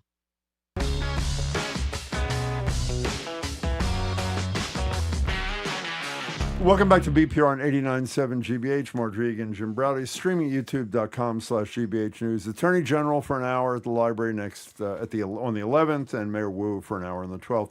Joined now in Studio 3 by Linda Champion, Democratic candidate for Suffolk County DA. She's running in the Democratic primary September 1st, as is Rachel Rollins, former DA, challenging incumbent DA Kevin Hayden. Champion ran for the open seat contest in 2018. That was the election that Rollins ultimately won.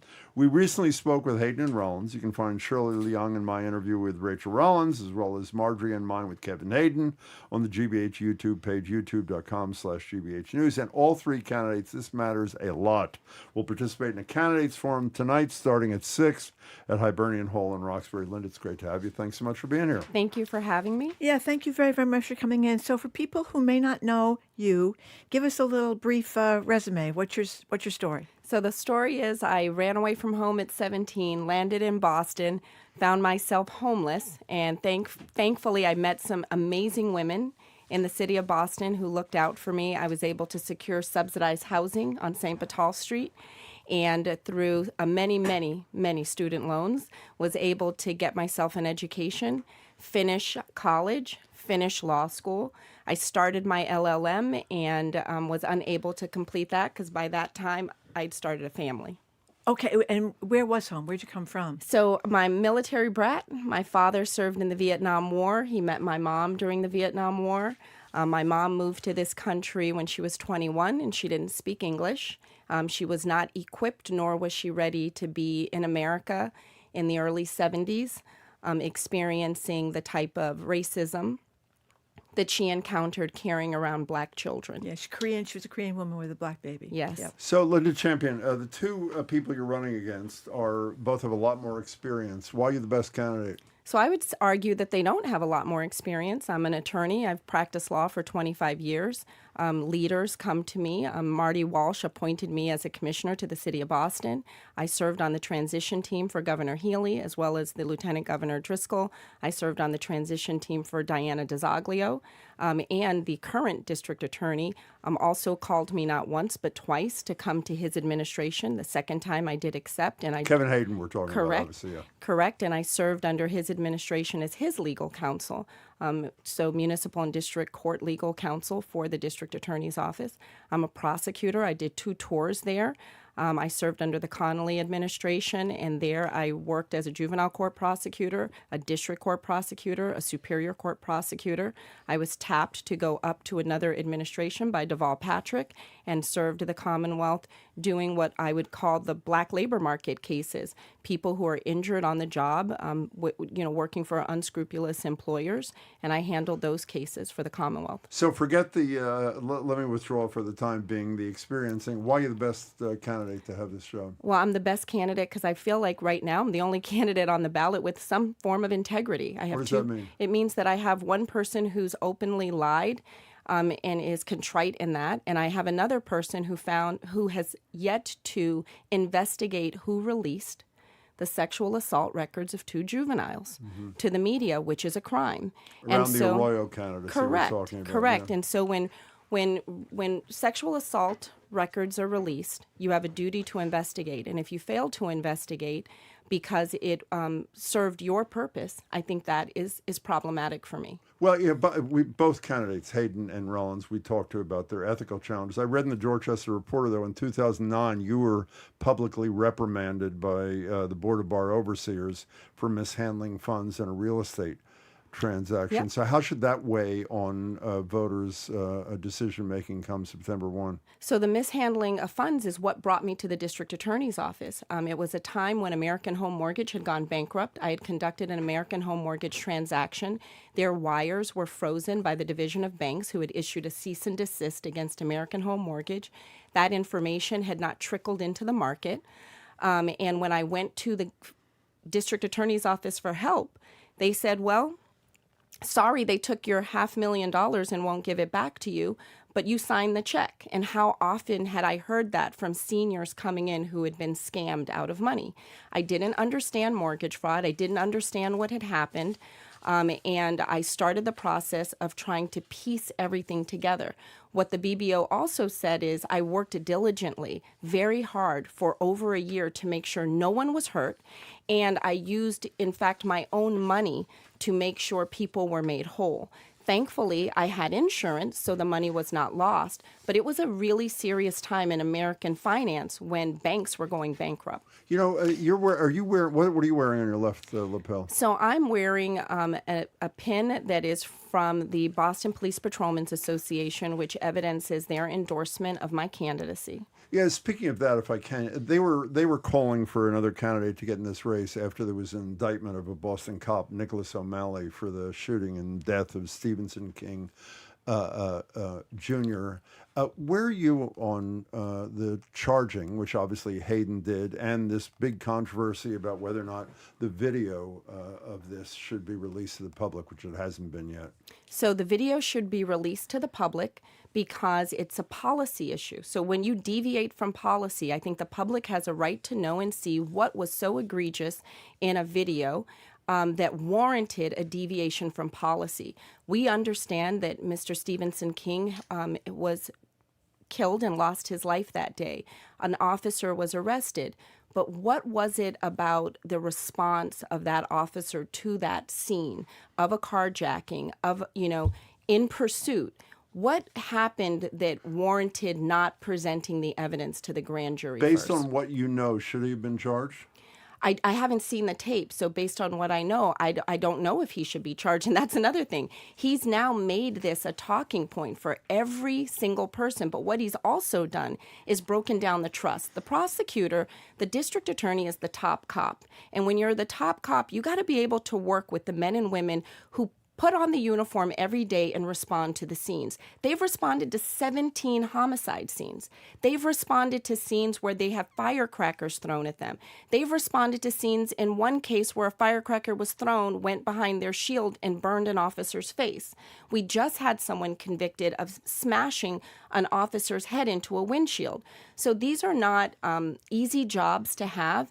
And I think that if you're the top cop and you're asking these individuals to go out and help you fight crime, you have to let them know that you have good judgment and good integrity in carrying out your day-to-day We're talking duties. to Linda Champion. She's a candidate in the Suffolk County DA primary on September 1.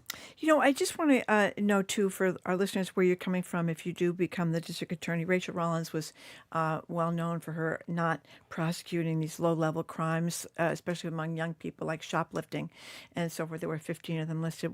Where are you on that? Would that be something you would continue? So I think people are deserving of second chances and diversion, and I think that those things have to be done on a case-by-case basis. I'm not in agreement with having blanket lists spelled out or given to the public, even if you're going to create programs like service over sentences, or even if we're going to create more creative programs. Like, one of the things I would like to see is that we open up the Veterans Court, and we open the Veterans Court to include first responders, and that includes EMS. What's the Veterans Court? So Veterans Court is a court where if a person who has served finds themselves, and as you know, when they come back from different deployments, they could struggle with and suffer from post-traumatic stress disorder.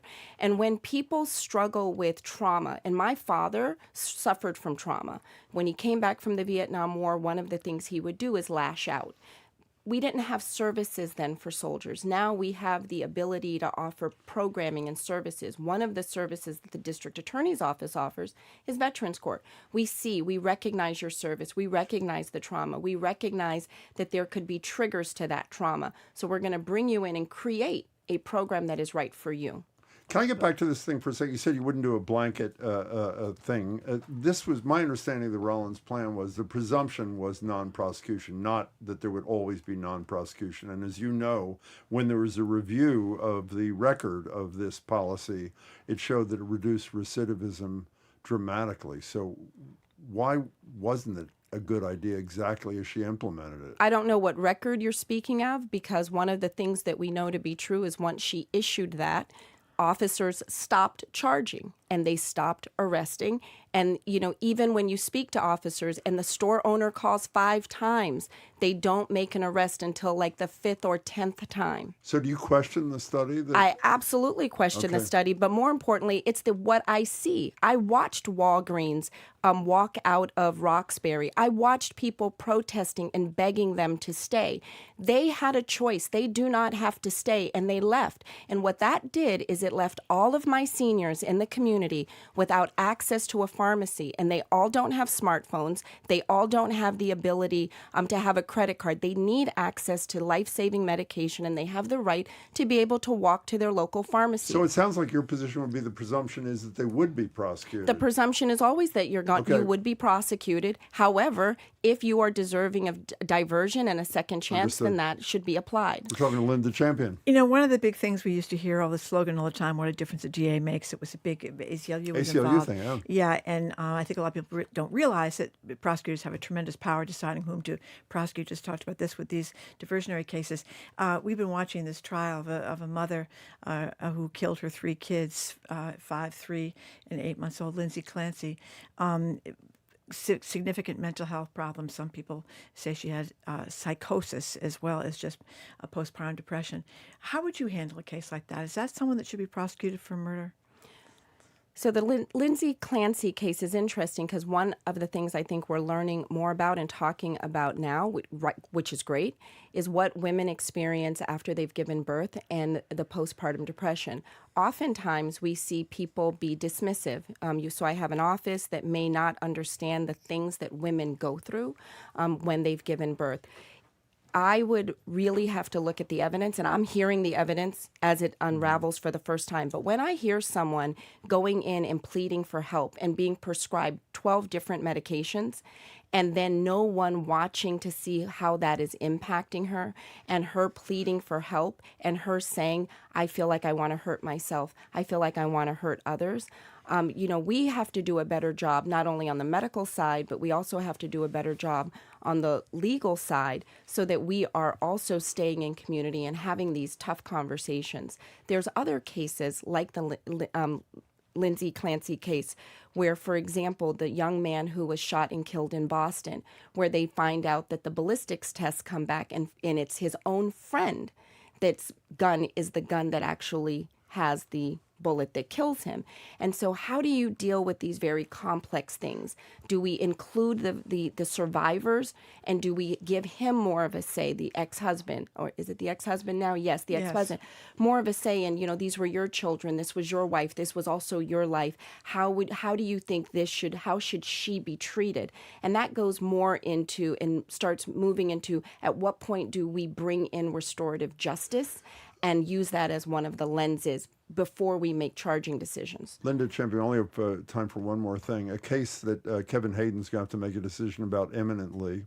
Stephen Pina spent 28 years in jail for a murder that he says he didn't commit. The SJC, a week or so, state's highest court agreed with the lower court. You should get a new trial after evidence was presented that showed that there was no disclosure that one of the witnesses against Stephen had a psychiatric hospitalization, some DNA evidence, possibly even another suspect.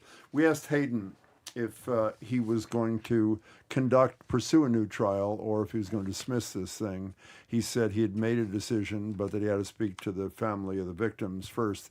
What would you do under these circumstances? New trial for Pina or dismiss the charges? So first I would give it to the Convictions Integrity Review Unit to tell me where the evidence leads. If the evidence says that it is tainted, then you have to do the right thing and you have to dismiss the charges. Based on what you know? Based on what you know and what you have. Based on what you know now. Based on what I know and what I've heard in the media.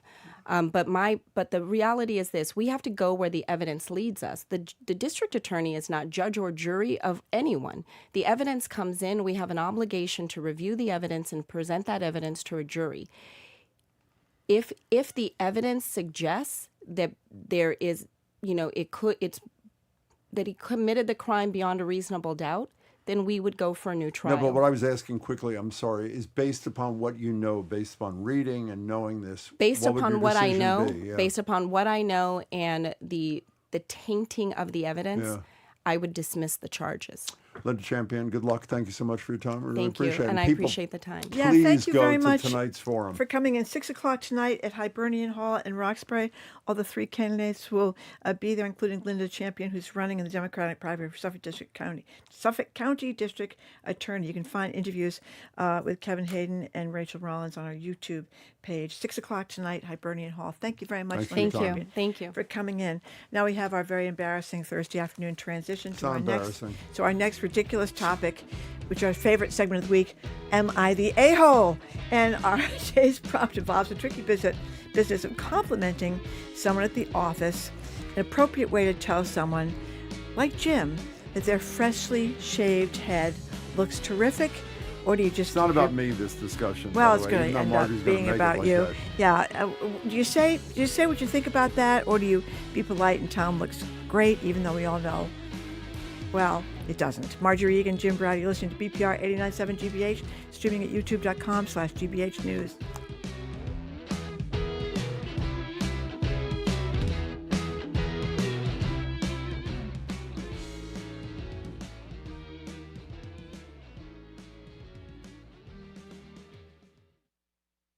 New federal data shows the vast majority of people with serious addictions still are not getting treatment. Critics say there are low-cost medications proven to treat addiction and save lives, but most doctors don't prescribe them. We would not allow, as a society, people with heart attacks to come to a hospital and not get appropriate treatment. This is as serious as that. I'm Elsa Chang. That's on All Things Considered from NPR News. Today at 4, here on GBH News 89.7. Our programs are made possible thanks to you. And Newbury Court, serving Concord, Massachusetts for 30 years as a not-for-profit continuing care retirement community dedicated to older adults. More at newburycourt.org. And Gloucester Stage, presenting Dalloway, First Love by Lindsay Joel, a modern coming-of-age romantic comedy prequel to Virginia Woolf's beloved Mrs. Dalloway. Starts Thursday, August 13th. Tickets available at gloucesterstage.com.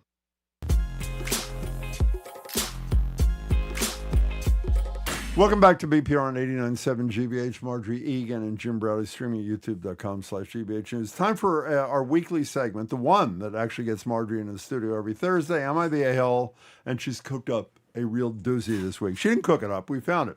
Today's prompt is this. Is it ever okay to compliment someone's appearance at work, or are you always going to come off as kind of a jerk and probably get reported to HR? For example, saying, wow, that dress looks great on you today. I love your hair this way might be interpreted as you look like crap yesterday. And no, I'm serious. That's what it comes off to some people. Same goes, say, for complimenting, as I said, people's hair. Margie's going to get into my bald head.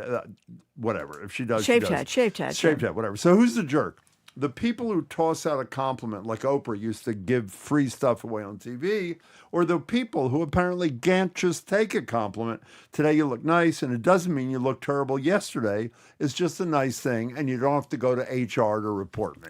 The number is 877-301-8970. Can I tell you something? This is a personal thing, yes. Not because of my head. Yes. I hesitate to compliment the way someone's hair, if they've lost 10 pounds, if they, whatever, I hesitate to do it before I say it for fear of both these things. One, that I'll end up at Human Resources, and two, that the implication is, since you didn't say anything positive to me 3 days ago, you're probably saying, as I said, that I looked horrible before, and now I finally look decent. So who's the jerk, essentially? Is the jerk the person who decides to pay the compliment at work, or is it the person who doesn't know how to receive a compliment and turns it into the worst possible thing, maybe even, as I say, going to HR? 877-301-8970. I don't know. I guess I already violated this many times because so many people have lost a lot of weight now in these weight loss drugs, and you see them and you haven't seen them for a long time. And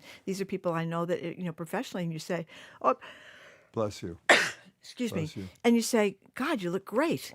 And I never gave that a second thought. I didn't think I was going to get turned in. Don't you think it's a gender thing here, too? Well, I think men feel funny saying nice things to women because they're afraid that, wow, hot dress kind of thing, that you're going to get in trouble, and you probably should. Well, I haven't said hot dress. Yesterday, as an example, by the way, I just thought of this. Yesterday, I think you had your hair done 2 days ago. I did. And I said to you at the library, which I did with great hesitation for fear you'd report me to HR, I said, we were over at the Newsfeed Cafe before the show, and I said, hey, your hair looks great. Now, by the way, the only reason I say that to you, and this is a serious comment. Because you know me well. Because you're a friend of mine for decades. That's right. If you were a coworker and you had your hair know. done and looked good. No, I did know, but I didn't know as well as you. Yeah. I probably wouldn't have said it. Well, that's the thing. I mean, I think this is the classic thing is, when somebody says to you at work or even in your personal life, does this dress make me look fat?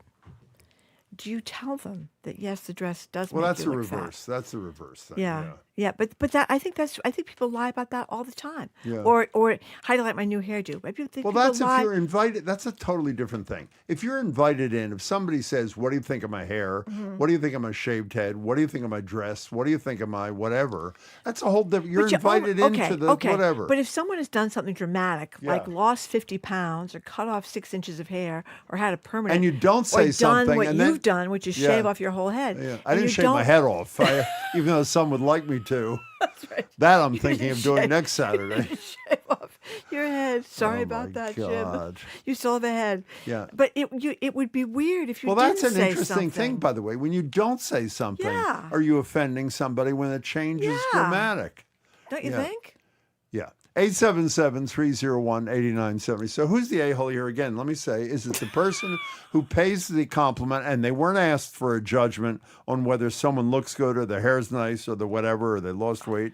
Or is the person who doesn't know how to receive that compliment the a-hole for getting either bent out of shape or so bent out of shape that they may even report their coworker? What are you laughing about? Jim, your newly shaved head doesn't look quite as bad as I thought it would. Oh, that's so Says nice. a texter. That's so nice. very nice. That's really an incredible Okay. compliment. By the way, Maria in Boston, you are first on BPR. Welcome to the show. Hi. Hi, I love to compliment people, but I've had some backhanded compliments, like my mother-in-law, when she didn't approve of something, she would say, "What do you think of your new car?" Instead of saying, "Hey, you got a new car? How do you like it?" That's a great one. When I was in Go ahead. When I was in high school, the prettiest and most popular girl in high school looked at me and said, "You look good for you today." Oh my And that's God. it. Oh, Maria, how about this one? You've done a lot with yourself, exactly? considering what you've got. You've done a lot considering what you've got to work with. That's another No one. one says considering what you have to work with, but the implication is there considering Well, what you have. sometimes people do say it. Mother-in-laws particularly might say it. What did you say to that kid in high school, Maria? I just shrunk. She was just so pretty and popular, and I wanted to be liked, and it was just so It's horrible. shameful, But I've seen her later in life, and I have to tell you, she didn't age well. So, end of story. Maria, that's a great call. Thank you. We appreciate it. So here's Andrea, New Hampshire, with whom I sadly agree. In corporate America 2026, the simple rule is don't say anything ever about anyone's appearance. Capital letters, no good deed goes unpunished. Everything is a landmine. Isn't that awful? It's awful. It's awful. It is. Everything that is a awful? landmine. Yeah, if somebody came in with a great new hairdo or a great new dress or a great new pair of shoes and you're afraid to say something, but I think, again, it's a gender thing. I think women are much more able to say things to other women. Or to men, I think. Or to men. Yeah. That's right. Okay, well, that's not really fair, is that, Margaret? It's not fair, Jim. It's an Yeah. outrage. Lewis from Wakefield. What do you think, Lewis? Hey, good afternoon. So I think it depends. And here's how you stay away from HR complaints. Body image, try not to compliment on anything to do with body image. I agree with that. I think where you can provide safe compliments is if one of your colleagues puts thought and effort into something. So if someone's wearing like a really nice outfit, say, "Hey, I love that outfit." It's very summary. Like it's something that they thought about. So you're actually complimenting like the thought and effort they put into it rather than just the looks of something. By the way, an anonymous texter says a variation on what you said. In our work, anti-sexual harassment training, they taught us to compliment, in our work, anti-sexual harassment training, they taught us to compliment an outfit or a scarf or whatever rather than saying, "You look great," or "You lost so much weight," which is a variation But on your thing. Hold on. Lewis, with so many people now taking these weight loss drugs and losing all this weight, and they walk in and you haven't seen them, I mean, I don't know. That's commenting on body image, obviously, but it almost seems kind of crazy not to say you've noticed. You know what I mean? Here's how I would play that. If this colleague shared with me that they were working with a personal trainer, or Yeah. they shared like, "Okay, I'm going to try this GLP-1." Yeah. Again, I'm complimenting their effort with the trainer or by trying a new medication. But if I have no idea why they lost weight, I personally would shy away from it. Why do you know? Why have you thought so much about this? He's Louis? in HR. Oh no, are you in HR? No, I'm only kidding. Why have you thought so much about No, this? I'm not in HR. I just have a genuine interest in how to be positive in a acceptable manner. I love people leadership, and so like part of that is I'm always looking for ways to compliment my team. And I quickly learned that there are appropriate ways to compliment team members and inappropriate ways. That was to a great compliment call, team members. Louis. Very thoughtful. Thank you. Anonymous texter. If I don't like it, I follow the comment with "bless your heart." Like Jim, you shave your head. Bless your heart. Did Michael Graham used to say, one of our "Bless your colleagues, heart"? used to say that Yeah, all the time. a He's from former South radio Carolina. colleague. I think He it was is. more of a southern kind of thing. You know, I mean, a lot of people are saying you should never comment on why do you need to comment on a person's appearance? You shouldn't say that. Amina says if you don't have anything nice to say, don't say anything at all. If they ask, lie as necessary. Well, except I'm with you to a degree, I think. I'm not sure. If you've put effort into something, if you look dramatically different, the assumption is, with very few exceptions, unless you're sick or something, you've made an intentional effort to change your appearance, whatever it is. It could be superficial, like your hair is different, as you say, you chopped 6 inches off, or you chose to do something to lose a lot of weight. But, and this is, most people disagree with this. Anonymous texter, do not mention my weight loss. I do not want my weight discussed. I didn't when I was heavy, and I don't want it now. Wow. Period. Well, I mean, that seems to be the thing here. So, what do you know? I guess I've been stepping in it all over the place then, Jim. You know what's another one that a lot of women I know let their hair go gray during the pandemic. Yeah. And we hadn't seen them for a long time. They came back and they had gray hair. One of our colleagues, I thought she looked great with. It's funny you say that. And you know what I did? Complimented her on it, and maybe I never should have. You know who I did it to? And the second it came out of my mouth, I forgot this totally. Catherine Clark. Catherine Clark, the second ranking Democrat in the House, we've had on a lot of times. We had on, and it was the first time I'd ever seen her with all gray, white hair. I thought it looked great. And I said something, and literally as the words are coming out of my mouth, not only because is it even my business, but she's also a congressperson, deal. Number 2. And she was very polite. She wrote a whole column about it. She did? Yeah, she wrote a big story about how being a gray-haired woman at a younger age. Well, then it would have been fine, but it wasn't after that. It was prior to that. I didn't remember that. And it made me very nervous, but she was great about it. Sharon in Scituate, hey. Hello, how are you? We're good. So I want to know, what kind of world are we living in that you can't even give a compliment or accept a compliment without it being a big production? Yeah, that's a good point. That's a great point, Sharon. No, that is a really good point. What's your answer to that question? What kind of world are we living in? Well, obviously not a great one when you can't even say to somebody that, hey, you look so great today. Yeah, what is wrong with that? No, that is. I would be glad if somebody said that to me. I've changed my mind 12 times in this one discussion. Well, I'm sorry, Sharon. Say it again. I just think that people who get a compliment should just say thank you and move on. Okay. Really. Sharon. Unless it's an inappropriate compliment. I got it. Powerful call. Thank you. Appreciate it. Thank you so much. 877-301-8970. One of our texters sort of agrees with Sharon. I don't know what the world's coming to. It's like these days you can't even tell an office girl that she looks extra sexy today. Love that cleavage. I don't think that's quite what Sharon was saying. She said, unless it's inappropriate. You know, this isn't really on target, but I've told this story before. What's that? There was a young woman. This is when I was still at the Boston Herald. There was a young woman at the Herald. This is a great very, story. very talented young woman. But she wore totally inappropriate clothing to the office. She was really good looking. And, it was like a parade of men constantly walking by her desk. And the bosses didn't know what to do about it because, of course, they were all men. They were all men. So I remember one of the bosses coming over to me and said, Margie, can you have a word with this Did you? woman? I can't remember the end did. of the story. It was very... What was that like? Well, I Do you just remember? I told her, the guys are all talking about you, and they're talking about how they like to come down, walk by your desk, and look down your shirt. And she was embarrassed. Really? Yeah. So You I don't know feel if I bad did. you I did don't it? know if I did the right. Well, you didn't. Yes. You left out the other part of the story. You What? said to me when you walked over. You said, "Nice breast, by the way." No, because it was a You woman have to got woman great thing. breasts. That's why we all wish our breasts were like yours. Having said that, exactly. Yeah. It was very embarrassing for us both. But Well, I don't, that's a I totally don't different think situation. You totally it did the right even thing there. Occurred to her. But my point is, that's not there. You did the right thing. Well, that was I guess so. I don't know. But that was to her She benefit. probably hates was me. it not?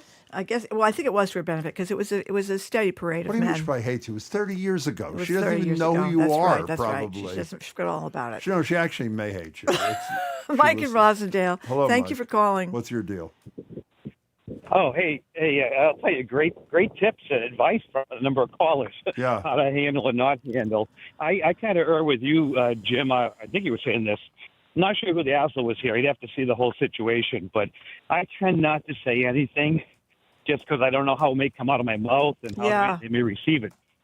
However, though recently watching a little bit of the news every now and then, it looks like the right way to handle it is when the person is not there and you're giving talking to the people in the lunchroom, or maybe you're giving a speech in front of all your political speech for your supporters. You can talk about the beautiful woman that you saw waitress at the Texas barbecue or steakhouse, or listen to the president constantly talk about women's looks, but apparently those guys don't mind. By the way, I hadn't even thought of that. Thank you for the call, Mike. Remember, how often is Trump talked about is Karen Levitt? Caitlin Collins. No, Karen Karen Levitt. Levitt's great lips. Her yeah, lips. Constantly. His press secretary. Right. Well, he's talked about his own daughter. Yeah. How if she wasn't his I know, daughter, I can't even. He did that to Howard Stern. dating That her. was just. That was That's really. even how he put it, actually. And he talks about how Caitlin Collins is a good-looking woman. I know. Why doesn't she ever smile? And she looked like who did he say she looked like? I forget who she said she looked like. Okay, Mike and Roswell, thank you very much for that call. 877-301-8970 is the number we're talking about. Oh, we're almost done. We are. Yeah, we're almost It's done. amazing how when 1 o'clock approaches, the show's almost over. I know, every but day. I didn't look You at know the- why, by the way? Because Okay. there's another show that comes okay. up. We're going to ask a man would understand this completely because he's a Lindy dancing expert and he Yeah. spent a lot of time on cruise ships. Would you compliment a woman in the workplace on if she had a great outfit on, or if she had a great new haircut, I hear or you. if you were looking down her shirt and she thought she had great breasts? Leave that one out. Of Yeah, it. one of these things is not like the other, Marjorie. Beautifully put. No, I would say this. So this is my strategy with compliments. I try not to compliment any one specific thing. So somebody comes in with a new haircut. I'm not like, oh, that's an amazing haircut. What I try to do is I say, you're somebody with great hair.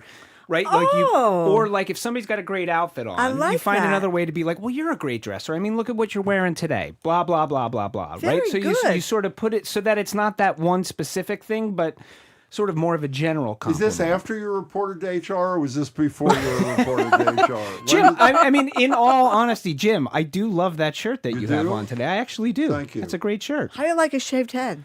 Oh, I love the shaved head. Love the shaved I head. do. But I mean, Jim, you've got great hair. When you've got a great head. Great. Marjorie said I had tufts of hair before. Well, tufts.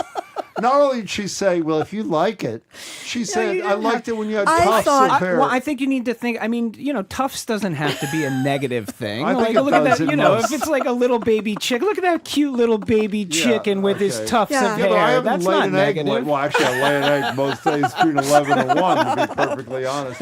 What egg are you laying today?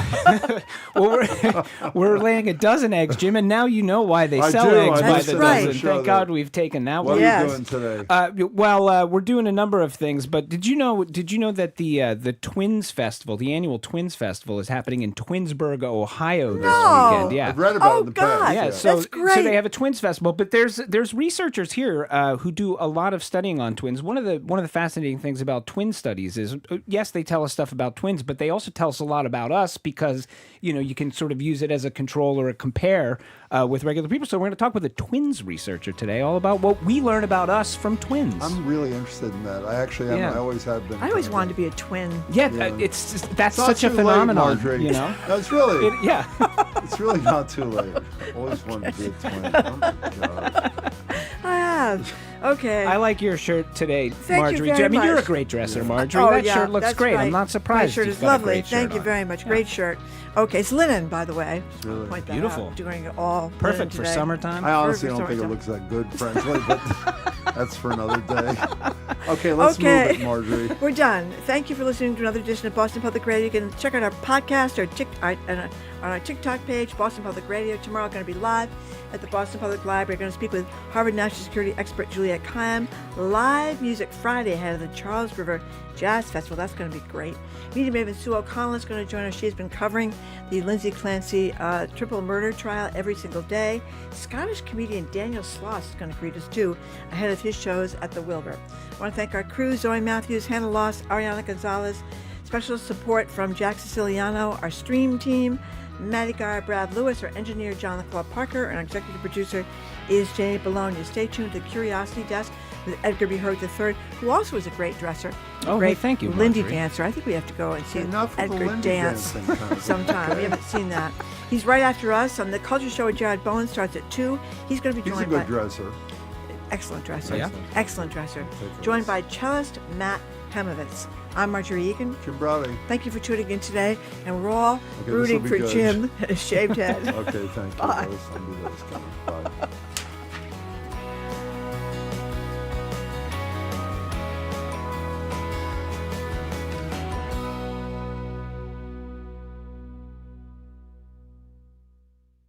From the stories of centuries past to discoveries that will define our future, How Did We Get Here's, how-tos, and more. Journey with us down the rabbit hole on the Curiosity Desk. Coming up next on GBH 89.7. Support for GBH comes from you. And Standish Village in Dorchester's Lower Mills, providing assisted living residents with programs designed to help seniors stay sharp, social, and independent. Learn more at standishvillage.com/programs. And Boston Medical Center, regionally ranked 4th for cancer care in Massachusetts by U.S. News and World Report, dedicated to meeting patients where they're needed most for over 30 years. You're listening to 89.7 WGBH HD1 Boston. Online at gbhnews.org. GBH News. What matters to you? I'm Edgar B. Hurd III today on the Curiosity Desk with these new prediction market services like Kalshi and Polymarket. People are betting on absolutely everything, including election outcomes. But a new law in Wisconsin argues that regulating betting markets translates to voter suppression. We ask how and if we should anticipate their impact this November. Then, not exactly the moonshot Elon Musk was hoping for. The SpaceX Falcon 9 rocket stage is believed to have crashed into the moon in what could be another reminder of the growing challenge of space debris beyond Earth. How big is that challenge, and does opportunity come with it? One MIT professor weighs in. And this weekend, thousands of twins will descend on Twinsburg, Ohio for the annual Twins Day Festival. That got us thinking about the bizarre phenomenon where two siblings are essentially genetic copies of each other. I mean, what's there not to be curious about?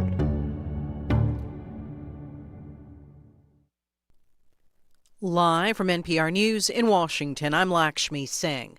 Dr. Anthony Fauci, one of the most prominent figures in the U.S. response to the coronavirus pandemic, is being held in contempt of Congress for refusing to answer questions at a hearing last week over COVID's origins.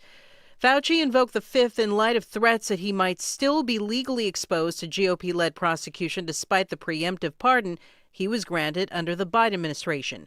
NPR's Eric McDaniel reports on a response from Fauci's attorney. I actually just got a statement from his attorney, a guy named David Schertler. He said, quote, "Today's partisan committee vote is a crude political stunt intended to punish Dr. Fauci for exercising his constitutional rights," end quote. Schertler also said Paul has proclaimed that Fauci should be prosecuted and put in prison for years. And the attorney said, quote, "Dr. Fauci has committed no crime." NPR's Eric McDaniel reporting. Patients with alcohol and drug-related illnesses are struggling to get medical care in the United States. New reporting by NPR finds bias among healthcare workers is a major hurdle. Here's NPR's Brian Mann. Addiction is one of the most common treatable illnesses in the U.S., but federal data shows more than 80% of people with substance use disorders never get treatment. NPR interviewed more than a dozen medical experts and reviewed research and found that many doctors and nurses are uncomfortable treating these patients. Dr. Judy Chertok studies addiction care at the University of Pennsylvania. It's so jarring that is accepted by so many. Federal data shows roughly 250,000 U.S. deaths every year are linked to alcohol and street drugs. Prescription medications proven to help reduce substance use are available. Research shows the vast majority of U.S. clinicians never offer patients those treatments. Brian Mann, NPR News. The Federal Communications Commission has voted to lift a more than 20-year-old cap on the share of U.S. television households that a single company can reach. Current rule blocks a company from owning broadcasting stations that combined reach more than 39% of U.S. households. President Trump has again threatened to launch big strikes on Iran if there's no agreement. But as NPR's Frank Langfitt reports, some Israelis and Palestinians say they're tired of being whipsawed by Trump's accounts. The Oman fears a sudden U.S. attack on Iran will trigger Iranian missile strikes here in Israel. We don't know how our lives will be changed based on a single tweet. How does that make you feel? Like a small, insignificant grain of sand. Meanwhile, in the West Bank, Hussam Shamlawi, Maccabi, says Trump's repeated claims of opening the Strait of Hormuz has hurt his credibility in the region. He says when Iranians say they're in control, the media eyewitnesses, they all know this is true. President Trump said Tuesday a deal with Iran could come this week, but Iran says it's negotiating with Oman and denies talking to the U.S. Frank Langfitt, NPR News, in Tel Aviv and the West Bank. This is NPR News. Good afternoon. With the latest from the GBH Newsroom, I'm Henry Santoro. Boston Mayor Michelle Wu and the Boston Parks and Recreation Department have announced the discovery and the restoration of a very rare gravestone belonging to a guy named Boston. A release from the city says Boston was a free black man who died in 1728 or 29. His gravestone at the Granary Burying Ground had been obscured for decades and was absent from modern surveys of that site. It offers a big glimpse into the lives of black Bostonians in the colonial era and adds an important chapter to the city's early history. Mayor Wu says the rediscovery of Boston's gravestone, which is likely one of the oldest markers of a free black person in America, is a significant moment in our city's history. The discovery and the restoration comes as Boston, the city, commemorates the 250th anniversary of our nation's founding. Big find. West Nile virus has been found yet again in Worcester mosquitoes, enough for mosquito control crews to go out and spray 30 city streets in the southeastern part of Worcester tonight. The Worcester Guardian reports no human cases have been reported, but Worcester remains at a moderate risk for the virus. The spraying comes just days after another mosquito sample collected in Worcester tested positive for West Nile. If the weather does not cooperate tonight, spraying will take place tomorrow night. Health officials do say that West Nile virus is transmitted to humans through the bite of an infected mosquito. Most people who become infected develop no symptoms, although some may experience fever or flu-like illness. 88 degrees in Boston. This is GBH News. Support for NPR comes from NPR stations. Other contributors include Fisher Investments. Fisher's dedicated team of specialists provide resources on investing, retirement income, estate planning, and more. Learn more at FisherInvestments.com. Investing in securities involves the risk of loss.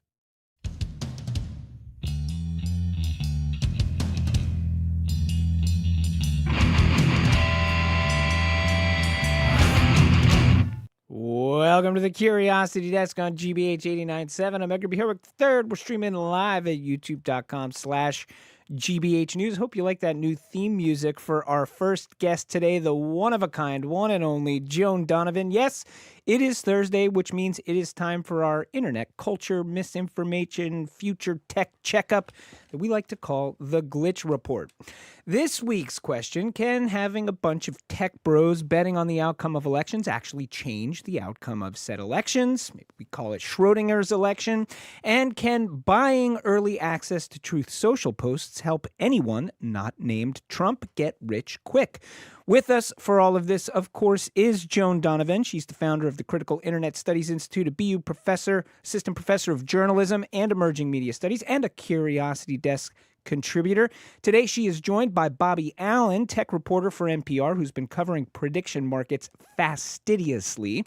They both join us over Zoom. Joan, it's great as always to see you. Bobby, welcome to the Curiosity Desk. Great to have you. Thanks for having me. Cool.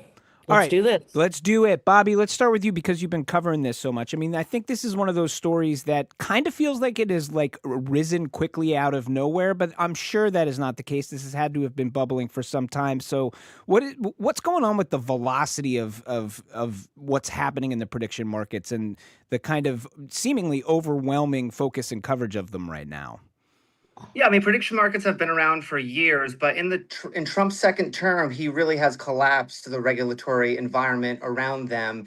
And the main regulator that's supposed to oversee this market, the Commodity Futures Trading Commission, has just one chairman. There's 4 empty seats, and he's a former meme coin lawyer. So the regulatory environment has said full speed ahead, keep ramping up.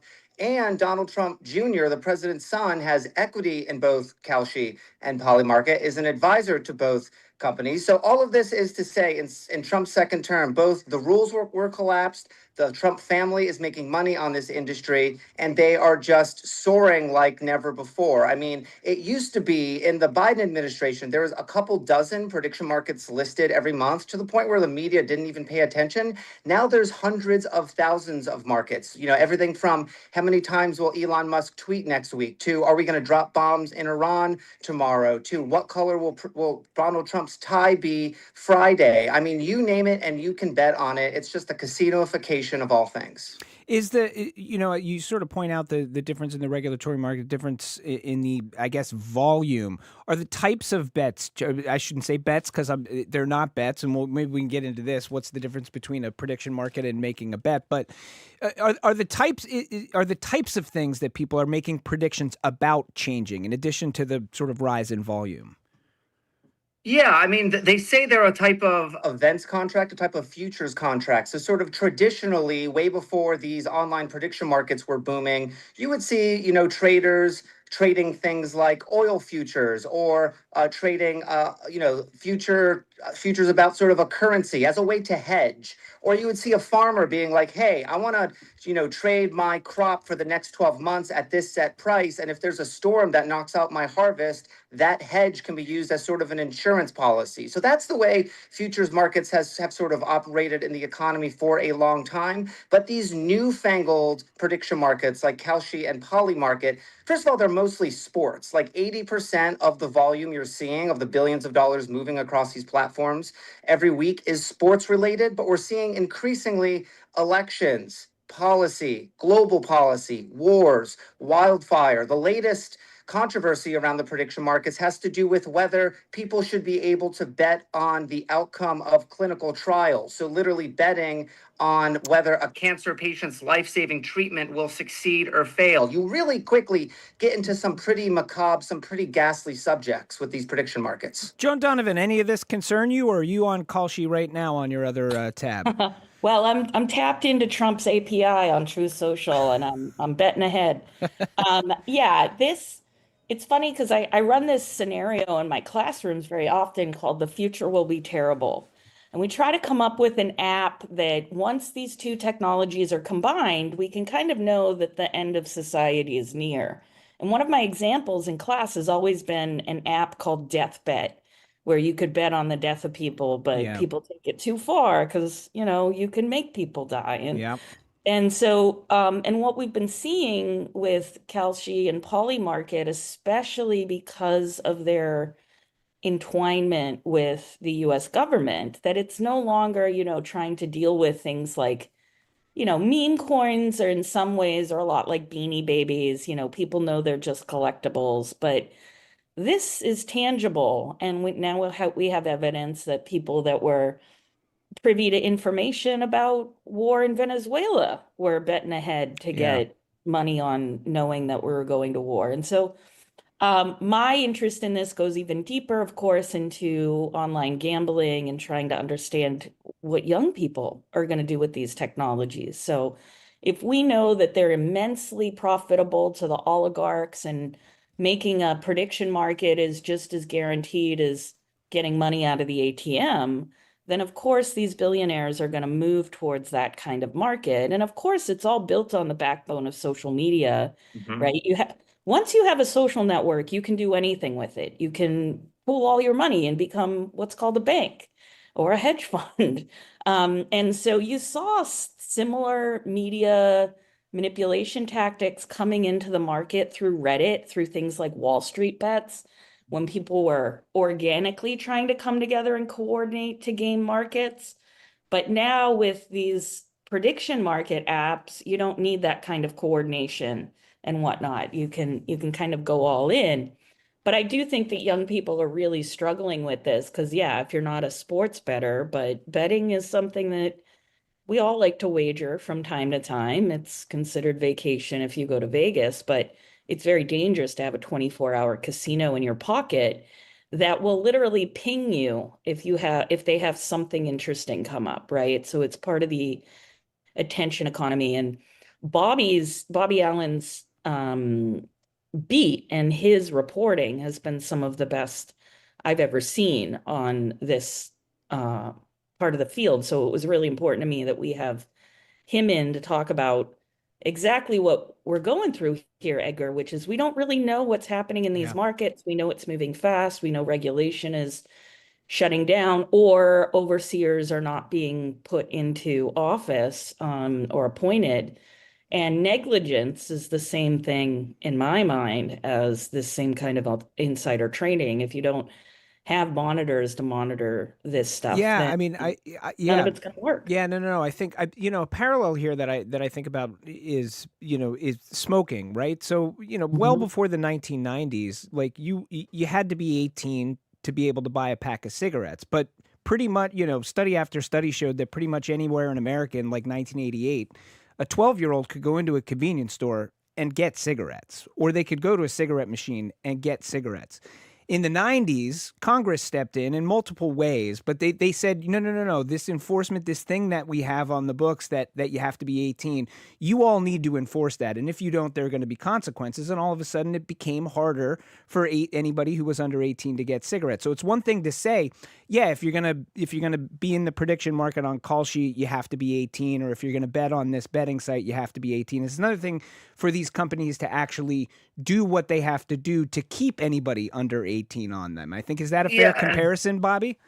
Yeah, and I think it's really important to underscore that, sports betting is not legal in all states. I'm in Los Angeles. In California, sports betting is illegal. In other big states like Texas, sports betting is illegal. And what Kalshi and Polymarket basically did is introduce sports betting and all sorts of betting into those states. And to your point about, minimum ages, lowered the age. It's typically 21, lowered it to 18. And so now in all 50 states, you can do all sorts of betting. You only have to be a teenager to get onto these sites. And you see Kalshi sort of hitting college campuses hard and trying to find, students and influencers and creators on TikTok and Snap and other places to sort of spread the word about these platforms to get more and more people hooked. And like Joan said, as soon as this thing starts dinging in your pocket and you get push alerts about, a market being up or down or a new opportunity to put down money, you very, very easily can just get so sucked into these platforms that you can't put them down. I talk to people all the time who feel like they're addicted to them and they lose their life savings or they have to file for bankruptcy. The economic consequences are not yet fully known, but there are some researchers who think these apps are going to be fueling a whole new generation of gambling addiction and potentially economic calamity. Let me, Edgar, before we move on, because I think this is an important point, is that and in some of our homework that we did read a little bit about, that the design thesis here. Yeah. So the same thing that's getting Meta and YouTube sued in New Mexico and in Los Angeles, and people are winning against these companies, is this idea that there is addiction embedded in the design. Yep. Things like endless scroll, things like endless, the notification processes, The way in which, the algorithm is enticing towards your interest is hyper personalized. This is all going on inside the betting app as well. So compounding this, you're also sometimes on a team in the betting ad, and and it feels like community. It feels like you're sharing things. And this has been with me in my world for a very long time, because I've had a lot of students who have gotten pulled into online gambling and like can't get out, and you see them. Sometimes they're so compulsive. You'll be in the back of a 300-person classroom, and, at least 2 or 3 students are at least watching a game, if not betting on it. I've sat in the back of classrooms where students are playing poker and betting poker. The hard part is, of course, on the way out, you never know if these apps are going to pay you out or not. Part of it is just the thrill of saying you won and the betting itself. But a lot of these apps over the years have burned people in huge ways. And so we've always thought of them as these apps that are, they drive the lowest common denominator of engagement. They target very, very poor people for get rich quick. And then you don't even know if the check's going to come in the mail, because it could be, based in Belarus or somewhere else. These companies can be based anywhere in the world. And I think the legitimating factor for Kalshi and Polymarket in particular is their ties to the White House and their advertising strategies online, where they do go out and they get the best influencers and even, celebrity, was it Timothy Chalamet had a big Kalshi commercial recently. And so you see it creeping into the culture. And if you look back at how crypto developed, and, Tom Brady, I think he ate a couple of million on crypto scams for a while. Tom Brady doesn't make mistakes, Joan. I know. Tom Brady is the GOAT, I have to say it in reverie, of course. But, we are in this precipice now where we can't rely on the government to vet any kind of systems and markets. And so the people who are going to get rich are going to get richer. And part of it is just extracting all this value out of young people, $2 or $3 at a time. That's the other thing, is none of it feels consequential, because you don't really go so far all in. But at the same time, you're dealing with these liquid banking markets, and their goal is to get out rich too. And so it's not exactly, fair in any regard. You're listening to the Curiosity Desk. We're talking with Joan Donovan and Bobby Allen about prediction markets. I mean, what about the notion of, there are people out there who will say, listen, an unregulated market is a good market. As you pointed out, Joan, like everybody likes to, kind of have a little bit of fun and gamble once in a while. And we can have it as a treat. Well, but how do you balance it? I mean, and how is this, or is this not different than, if I'm Kalshi, or if I'm one of these prediction markets, I'm saying, well, listen, people like to do this, and the vast majority of people don't do it problematically. And so, like, is this really that big of a deal? I mean, what do you say to that notion? Well, I mean, I love to burn down cars in GTA 5, but doesn't mean I get to go do it in the real world, right? If you're playing with Play Cash and it's all these tokens and things, that's another way in which they abstract it from feeling real, is all of the money feels tokenized and digitized anyway. So it doesn't feel, but I agree with you that there has to be some kind of regulation. Typically, we would depend on people in power to say, this is a scam, this is a hoax, this is a ripoff, this is not following the laws which we've pre-described, and this is kind of like how something like Uber gets on the market. I mean, it's 100% like Uber. Go ahead, Bobby. Yeah, Bobby. Yeah, no. I was going to say the Uber and Lyft comparison is an apt one, because I remember covering that in the early days when there were local transportation authorities trying to push these services out, and the taxi lobby was pushing hard again. And their strategy was basically, flood the zone so that it's completely overwhelmed and that it's impossible to put the the genie back in the bottle. That's 100%. precisely what these prediction markets are doing right now. I mean, they are locking down deals with the Wall Street Journal, with CNN, with hedge funds, with Wall Street firms, with award shows, with leagues, so that in the next administration, if there is an appetite to crack down on this industry, it's going to be quite hard to undo all of these business deals. I mean, like Joan said, you have one of the biggest stars in the world, Timothée Chalamet, who inked a multi-year deal to basically be Kalshi's chief spokesman, doing these like artistic, cryptic ads on Instagram that are basically, hawking Kalshi. It's just really remarkable the degree to which they went from pure obscurity to extremely mainstream. I mean, I look at my Twitter DMs, and Tariq Mansour, the CEO of Kalshi, 2 years ago was begging me to call him and to cite Kalshi in a news article, and I never responded because as a tech reporter, you get messages all the time from startup founders, and I'm like, Kalshi, is that the cereal? What even is this thing? Jump ahead to 2026, and they're like a $40 billion company, and they're swallowing the world. It's just incredible. I would say to this, technology is the policy. This is the fault of our government because we often let companies deploy before they've done any kind of vetting and auditing, especially if it's not something that's ingested, right? We don't take seriously, this kind of information addiction that comes from the technological design itself. We finally now are in the realm of social media, but this is similar and different. But if you think about it, technology is the policy. Emerging technologies will always use this strategy of trying to integrate into society so that you feel like you're losing something. Yep. And to go back, Edgar, to cigarettes, that was another big strategy with the tobacco companies was, are you going to take away the one working man's luxury, a smoke, while he's working? Give me a break. Nobody wants to sound like the liberal professor that's like, no smoking at work. Yeah. Because professors used to love to smoke it.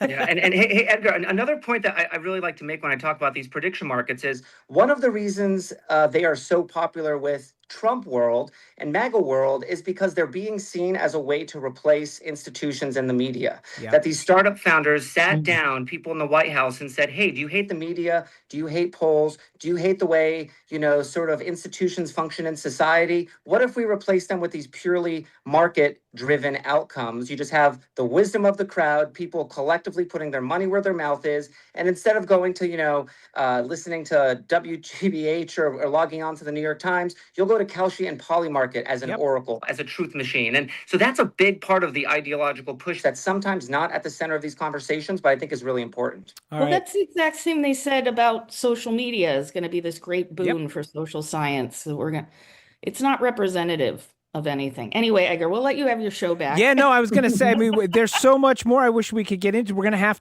to do this in part 2. We didn't even get into what it means for elections, what's happening with a lawsuit in Wisconsin around this. So we will have you both back for a future Glitch Report. Make no mistake. We've been speaking with Joan Donovan and Bobby Allen. It's our latest edition of the Glitch Report. Joan's the founder of the Critical Internet Studies Institute, BU Assistant Professor of Journalism and Emerging Media Studies, and a Curiosity Desk contributor. Bobby Allen, tech reporter for NPR, been covering all things prediction markets and more. Check out his reporting, npr.org. Joan, Bobby, thanks so much for being with us today. Thanks, Edgar. Bye-bye. When we return, thousands of bits of space debris floating above our heads. Sounds like a problem, but is it also an opportunity? I'm Edgar B. Herwick III. This is the Curiosity Desk. Don't go anywhere.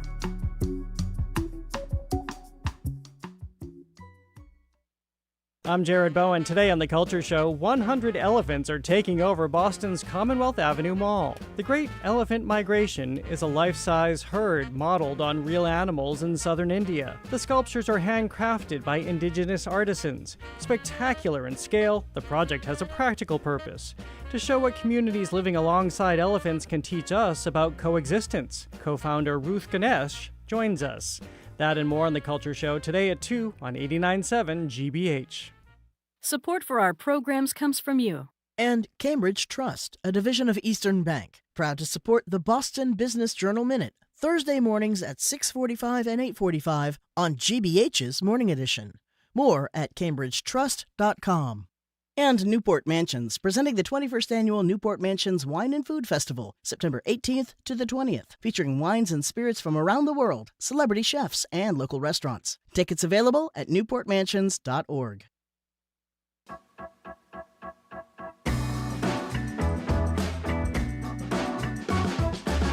You are listening to the Curiosity Desk on GBH 89.7. I'm Edgar B. Herwick III. We're streaming live at youtube.com/GBH News. Well, yesterday, a piece of a SpaceX Falcon 9 rocket crashed into the moon. Not on purpose.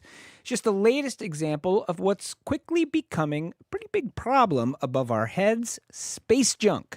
According to the European Space Agency, more than 2,700 dead satellites are currently circling the planet, along with around 54,000 objects that are larger than a golf ball, and that's to say nothing of the estimated 140 million pieces that are bigger than a fleck of paint. So how big of a problem is this, and does it also, as problems sometimes do, present us with some opportunities? Here to talk about that and more, we are joined by MIT professor Danielle Wood. She studies how humans can protect the sustainability of the space environment and why that effort can also help us right down here on Earth. Danielle, welcome to the Curiosity Desk. Thank you so much for inviting me. I'm so glad to be here. So space junk, how big of a problem is it?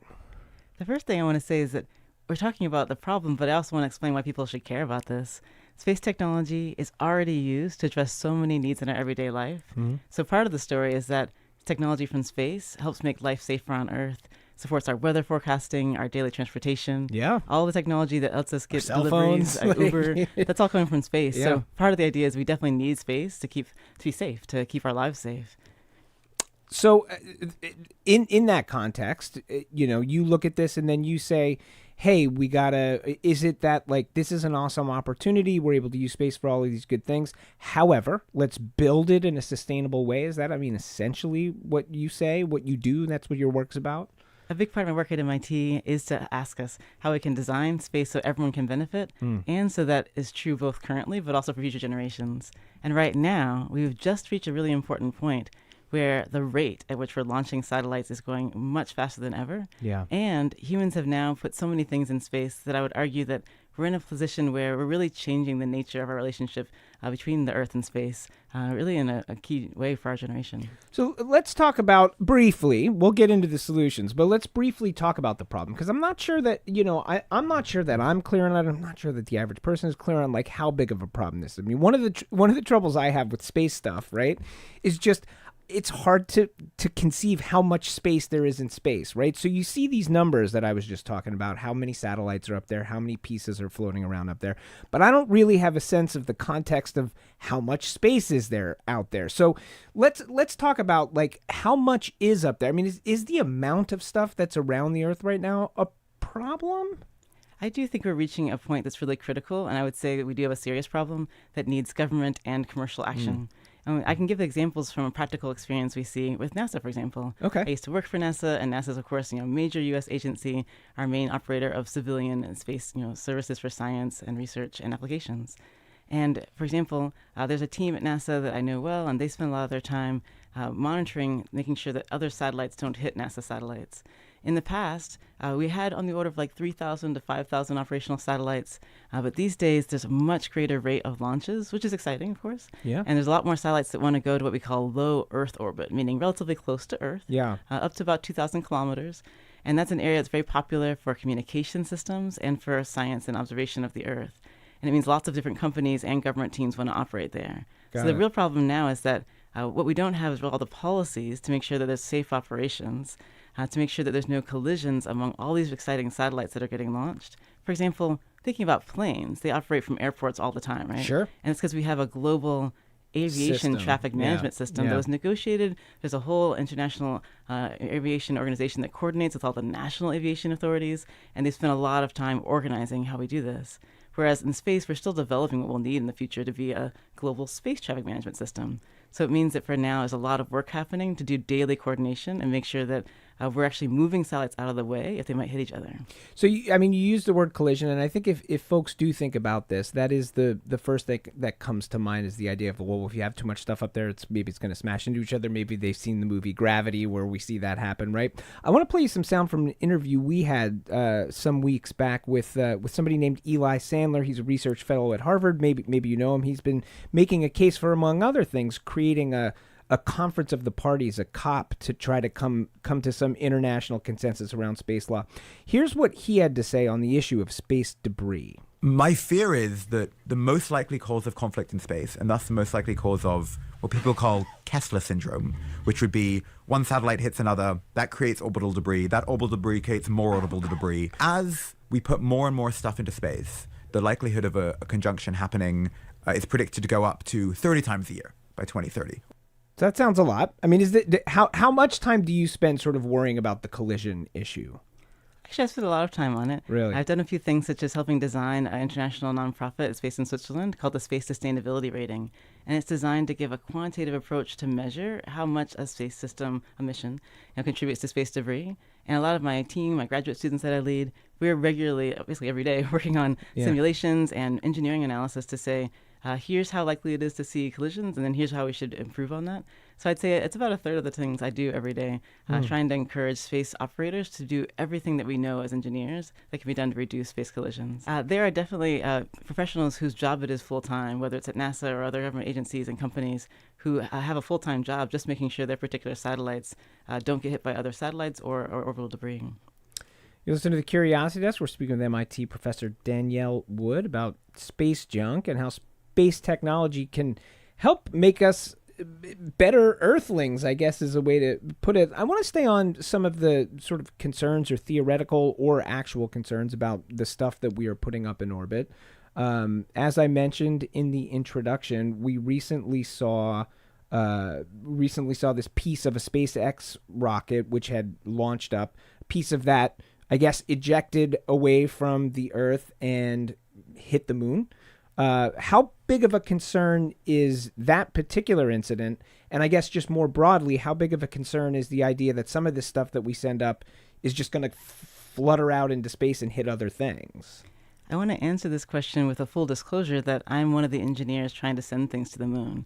So I want to say I'm not just someone who sort of goes around complaining about other people. Yeah. I'm directly in this system. Cool. So I've had a chance to send one object to the moon so far. Oh, wow. It's an experiment that was hosted by a rover led by the United Arab Emirates and a Japanese team and a SpaceX rocket. In that case, a lot of things went well, but in the last few minutes, the whole system of the lander and the rover did crash. So I myself have created trash on the moon. Oh, no. Fully disclose before I judge anybody else. I just, while you're on this, I mean, how crestfallen were you when it like was all going so well right up until that last moment that had to be hard? Great point. And space is full of heartbreaks and exhilaration. This is 2023, coming out of COVID. We've been working for a long time with this whole international team, hoping to be one of the first private missions to land safely on the moon. It's very hard. And just to say that we do it because of international cooperation and seeking for science. We were trying to test these really low-cost experiments to expand access for science on the moon to people around the world. So I do think it's worth it, but I also think we should be so careful. So I'm not judging others. I'm part of this team, but just to say, I think it's so important that humanity pauses right now. Because, for example, we can look on Earth and we recognize some regret. We can say, look, we didn't do a good job with the Industrial Revolution. We didn't do a good job noting that there's a major global pattern of emitting carbon dioxide into the atmosphere and creating climate change. But we know better today, and we have a chance to pause and say, look, we're about to have the ability to send things regularly to the moon. Our sister body that keeps our tides going, keeps our animals healthy, all kinds of important things are dependent on the moon being healthy. And we must not make mistakes that our future generation will say, hey, what were you guys thinking? Why did you ruin the moon? So what we can do now is we have the technology to make a change on the moon. Let's be so thoughtful. We're clever. We can do some simulations and analysis and figure out how much activity is safe to do on the moon while preserving the basic patterns of the Earth-Moon relationship. Because we have such an important physics, the moon helps keep the Earth healthy and humans healthy. Well, speaking of physics, physics sometimes when objects go up, objects come down, and some of the things that go up into orbit come down. Sometimes by design, that's part of what happens when a satellite stops working. It comes down, it burns up in the Earth's atmosphere. But sometimes that stuff gets through. How big of a concern is the idea that some of this stuff that goes up makes its way back down to Earth and has some sort of impact? Actual impact. When I say impact, I mean hits something down here. I am concerned not so much about the average person being affected, but I want to challenge the space community and really, you could say, the global engineering and community. I think we need to rethink our basic approach to space design. I was trained at aerospace engineering. I've got 3 engineering degrees from MIT and a policy degree. And the background was, great, we design a space system to survive in the harsh environment of space. At the end of that, we throw it away. That's our basic training. Yeah. What if we had a different approach that said, actually, it would be so clever if we always designed with reuse and recycling in mind, which means from the beginning of that design process, you ask, how can I either use material that's already in space, perhaps on the moon or perhaps in an old satellite, or how can I design this new satellite so that at the end of its mission, we plan to pick it up with another spacecraft, put it into a cool on-orbit remanufacturing center, and try to reuse what we can. And of course, currently it is true that both planned deorbiting happens where we bring objects into the atmosphere, and sometimes very large systems have to come back. It's mostly the larger ones that tend to have challenges with actually burning safely. Yeah. But the number of satellites being launched today is so different than even 10 or 20 years ago. We need scientific research to ask, what are the atmospheric implications of having metal, especially, deposited into the atmosphere as many small satellites, which the small satellites probably won't hit anyone, but they are going to leave some pollution behind in the atmosphere, which we used to say was small, but now it's getting bigger. Well, yeah, I was just going to add, but that was the next thing I wanted to talk about, which is the pollution aspect of this, right? It's not just like physical objects here. I mean, there are chemicals that are on these objects. I mean, how worried are we that we're you say we've learned lessons for doing things wrong on Earth here. We all know we've polluted much of the Earth way too much. Are we polluting outer space or inner space, I guess it is? Or orbit? I don't know. What area of space do I call it that we're talking about here? Inner space? It's a wonderful question. I recently wrote an essay because I felt like the answer was very long. It's called The Expanding Sphere of Human Responsibility for Sustainability on Earth and in Space. And basically I had to divide the universe into these different zones to try to answer it. I said, well, we're polluting the upper atmosphere. We're polluting the area that we call low Earth orbit, which is like the orbital area near space. We're polluting the area where the Earth and the Moon operate. We're polluting the Moon. We're polluting other objects. Like, we sent a cool mission to Titan, which is a moon of Saturn. How exciting. We're polluting Mars. Now, I think that science is a worthy effort, and I do believe in making some pollution if needed to get science going and to support human understanding. But I just encourage us as we see more commercial opportunities to continue to ask, how do we best reduce the pollution with all the great lessons we have on Earth about recycling and trying to keep the natural physics of these new places that we're exploring flowing smoothly. What is sort of standing in the way of just already operating more sustainably? Is it a technological challenge? Is it a political will challenge? Is it a financial challenge? Is it all of the above? I do want to highlight what's going well. So one of our earlier commenters mentioned the need for a committee of the parties. I want to highlight the United Nations hosts a really important committee that's actually been in place since the early space era, and it's, I think, really an important body. They've helped us avoid a nuclear war in space, for example. So the United Nations Committee on the Peaceful Use of Outer Space meets 3 times a year in Vienna. I've often been able to go as an advisor to the U.S. delegation to this committee. And they already are discussing regularly issues of space debris, especially for peaceful activities in space. They're discussing what it means to gradually put in place implementation of guidelines they've published about how to reduce space debris. So I think that's powerful, and things that are agreed there by consensus tend to be followed because they take a long time to negotiate. Yeah. So I think on one hand, they move slowly, but their ideas tend to have a lot of impact. So I think we need that kind of change on the political level. Plus, we need national leaders. To be very honest, I'm an American. I live in America. The U.S. Has traditionally had the most satellites. Yeah. Right now, we have a few companies that are really adding to that number. And the key idea is we should be global leaders. If we're going to carry a lot of satellites, then we should also be leaders in the clever technologies to recycle and reuse. And it's great. Right now with NASA, they're offering proposal opportunities for funding and for innovation contests where we can demonstrate things like how to do recycling and manufacturing in space or novel robotic approaches to make sure we're using all the material in space effectively. So I'll apply to those sometimes and try to show that we could be doing more in manufacturing and reuse of materials in space. So I think we do have good things. But definitely more political will be vital because, for example, missions can request to countries to operate in space. They have to get licenses from countries. So those countries have the key to control which missions get approved to go to space. You're listening to the Curiosity Desk. We're speaking with MIT professor Danielle Wood about space debris. So you work with a group out of MIT called the Space Enabled Research Group. So how does this topic fit into what that group does, and what else does that group do? Yes, I founded the Space-Enabled Research Group at MIT's Media Lab in 2018, and we've just been celebrating several years of operations. We have 3 key activities. The first is we work heavily with leaders, especially in Africa and Latin America, and also indigenous communities, and they want to apply existing space technologies to address important needs, especially for managing forest. We're monitoring drought in Angola. We're tracking methane emissions in Brazil. These are all practical needs where space technology, especially satellites, can give important maps and measurements to really solve local needs.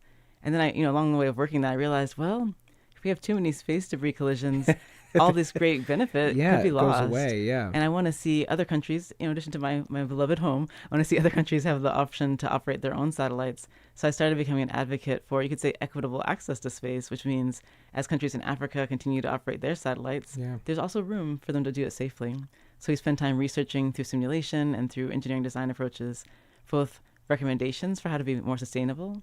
We also invent new technologies. One of my favorites right now we're working on. I would like one day to be one of the first teams to operate a wax-based system for propulsion, meaning... Did you say wax-based? Yes, all right, I want to tell us more. Use beeswax, but also you could do it with candle wax to deorbit a satellite. To deorbit a satellite? Yes. All right, so talk us through, how does this work? It's exciting that others, especially teams at Stanford and others, have demonstrated that wax can be used as part of a fuel. The great thing about wax is it's just made from carbon and hydrogen. And if you mix it with oxygen under pressure, it can burn. So there's been great demonstrations already that you can build an engine out of this. You need a pressurized canister of oxygen. You need to send the oxygen under pressure down a tube through the middle of an empty tube of, in this case, wax, beeswax, candle wax. And you can make a rocket like that. And also, since I've been talking about manufacturing in space, I've been trying to demonstrate that you could also manufacture the kinds of fuel you need from a random lump of wax into the tube you need in space. I've done some experiments on planes and rockets to show this, and I think it's going to be possible.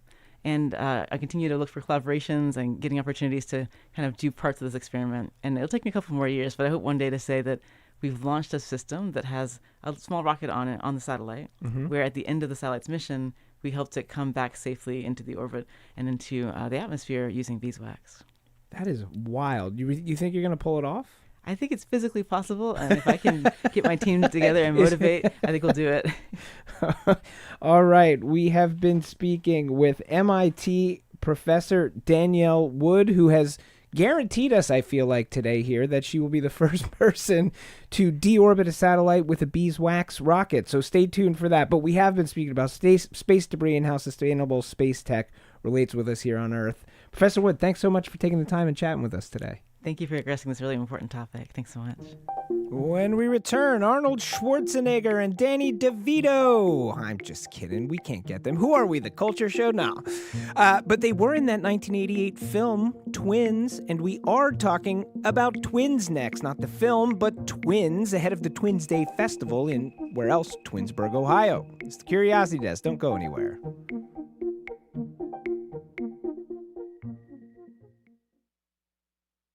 Support for GBH comes from you. And Standish Village in Dorchester's Lower Mills, providing assisted living residents with programs designed to help seniors stay sharp, social, and independent. Learn more at standishvillage.com/programs.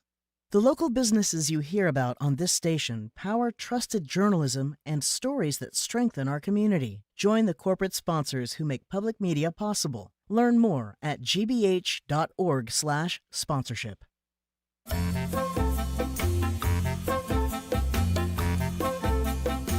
You're listening to the Curiosity Desk on GBH 89.7. I'm Edgar B. Herwick III. We're streaming live at youtube.com/GBH News. Well, twins. I mean, how incredible. Two people could essentially be clones of one another. Now, some people find it phenomenal and fascinating.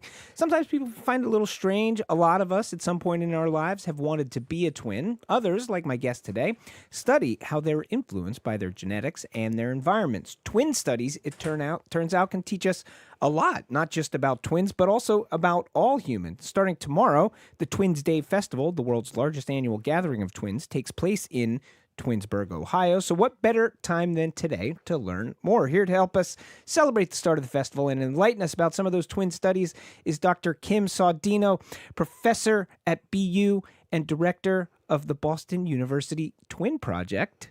Dr. Kim, welcome to the Curiosity Desk. Thank you for having me.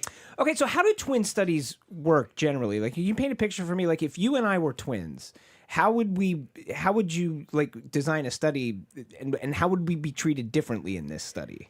You wouldn't be treated differently. You'd be treated however you're treated. I see. So the way it's not one pair of twins, it's multiple twins, lots and lots. My twin studies are about 300 pairs of twins, and that's considered a small twin project. Really? Yeah. Wow. So basically you study groups of identical twins, groups of fraternal twins. Identical twins are genetically identical, 100% of their genes in common. Fraternal twins have on average 50% of their genes in common. And so you compare the resemblances. I study behavior. I study child temperament. I look to see how similar identical twins are for their temperament and how similar fraternal twins are as a group. And if a trait is genetically influenced, you expect to see identical twins as a group being more similar for that trait than fraternal twins because they have twice the number of genes in common. Right. How long have you been? How did you get into this? How long have you been doing this? A long time. I'm old. Oh, come on now. You saw me trying to get on the chair. I'm old. I started studying twins when I was in graduate school, so it's almost 40 years ago. Wow. Yeah. Wow. So 40 years of work, you've run study after study after study over that time, I would imagine. I have, but I've also been lucky to work with other people who had established studies as well. So I've had three of my own studies, but I've worked with other people who've had much larger twin studies. Yeah, well, and what have you learned? Like in the time you've been doing this, what are some of the findings or things that might surprise us that have come out of this? What surprised you? Well, pretty much, well, I want to say everything's genetic, but there's a lot of things that are genetic. It's easier to find things that are genetic than aren't genetic. Really? Yeah. What kinds of, like even behavioral things? Yes, that's what I study is behavior, yeah. Wow. Yeah. So you're in the nature, not nurture camp a little bit. Well, I'm not in a strongly. camp. They're both important. So even when something's genetically influenced, doesn't mean the environment doesn't matter. It just means that some of the variation that we see, some of the differences we see between people are due to genes. But doesn't mean the environment's not. There's nothing that's 100% genetically influenced. Sure. So the environment always matters. So I'm not either or. I'm and. but you wouldn't say it's a 50-50 balance, or would you? Sometimes it is. Sometimes it isn't. It depends on the. Yeah. You are such a scientist. You're like I'm everything sorry. gets. Well, no, it's good. I mean, this.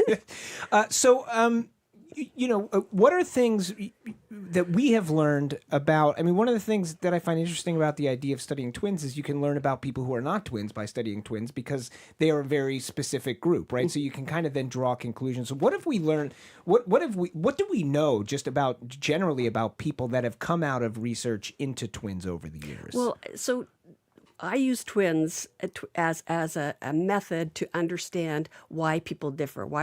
I differ in temperament, I study, but why people differ in the population. You know, some kids are shy, some other kids are outgoing. Why do you see this whole range of behavior differences for a trait? And you use twins as a mechanism to explain why we see this variability in the population. So anything, pretty much, I'm an expert in twins, but I'm not I'm not just a twin person. I'm actually a developmentalist. Human behavior. I'm using twins to understand human behavior. So I study temperament. Temperament is genetically influenced, also environmentally influenced. But the key thing is the environments that most developmentalists would have thought influence temperament, family environment, how you're raised by, socioeconomic status, parenting style, those sorts of things. Those types of environments we call shared environments. Okay. Those don't influence temperament. It's the types of environments that are different within a family. So one twin experiences that another twin doesn't. So the unique, we call them non-shared environments, unique environmental experiences. That's the environments that influence temperament and personality mostly. You're listening to The Curiosity Desk. We're talking with Kim Cedino about the science of twin studies. This is ahead of tomorrow's annual Twins Day Festival in Twinsburg, Ohio. Tell me about this night and day. I don't know if the study's called night and day, but you have this night and day thing. I want to hear about night and day. So that's my favorite paper. So when I started to study twins, one thing that was very apparent is when you ask parents to rate the temperaments of their twins. Wait, can I pause you there? When you say temperament, how are you measuring temperament?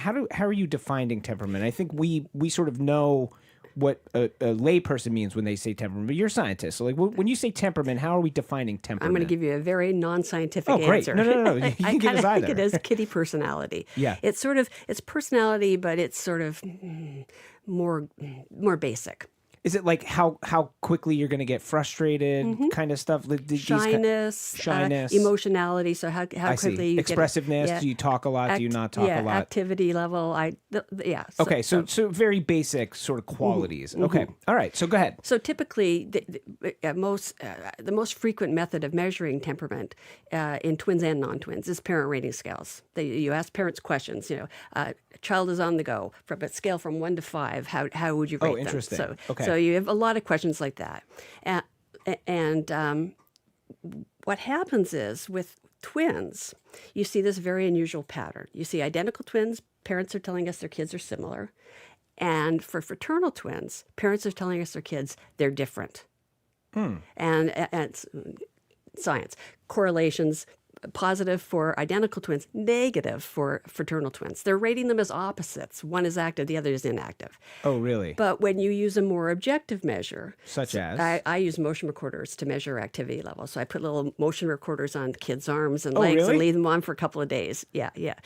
So parents are telling us, because activity is one of the ones that parents really tell us their kids are different.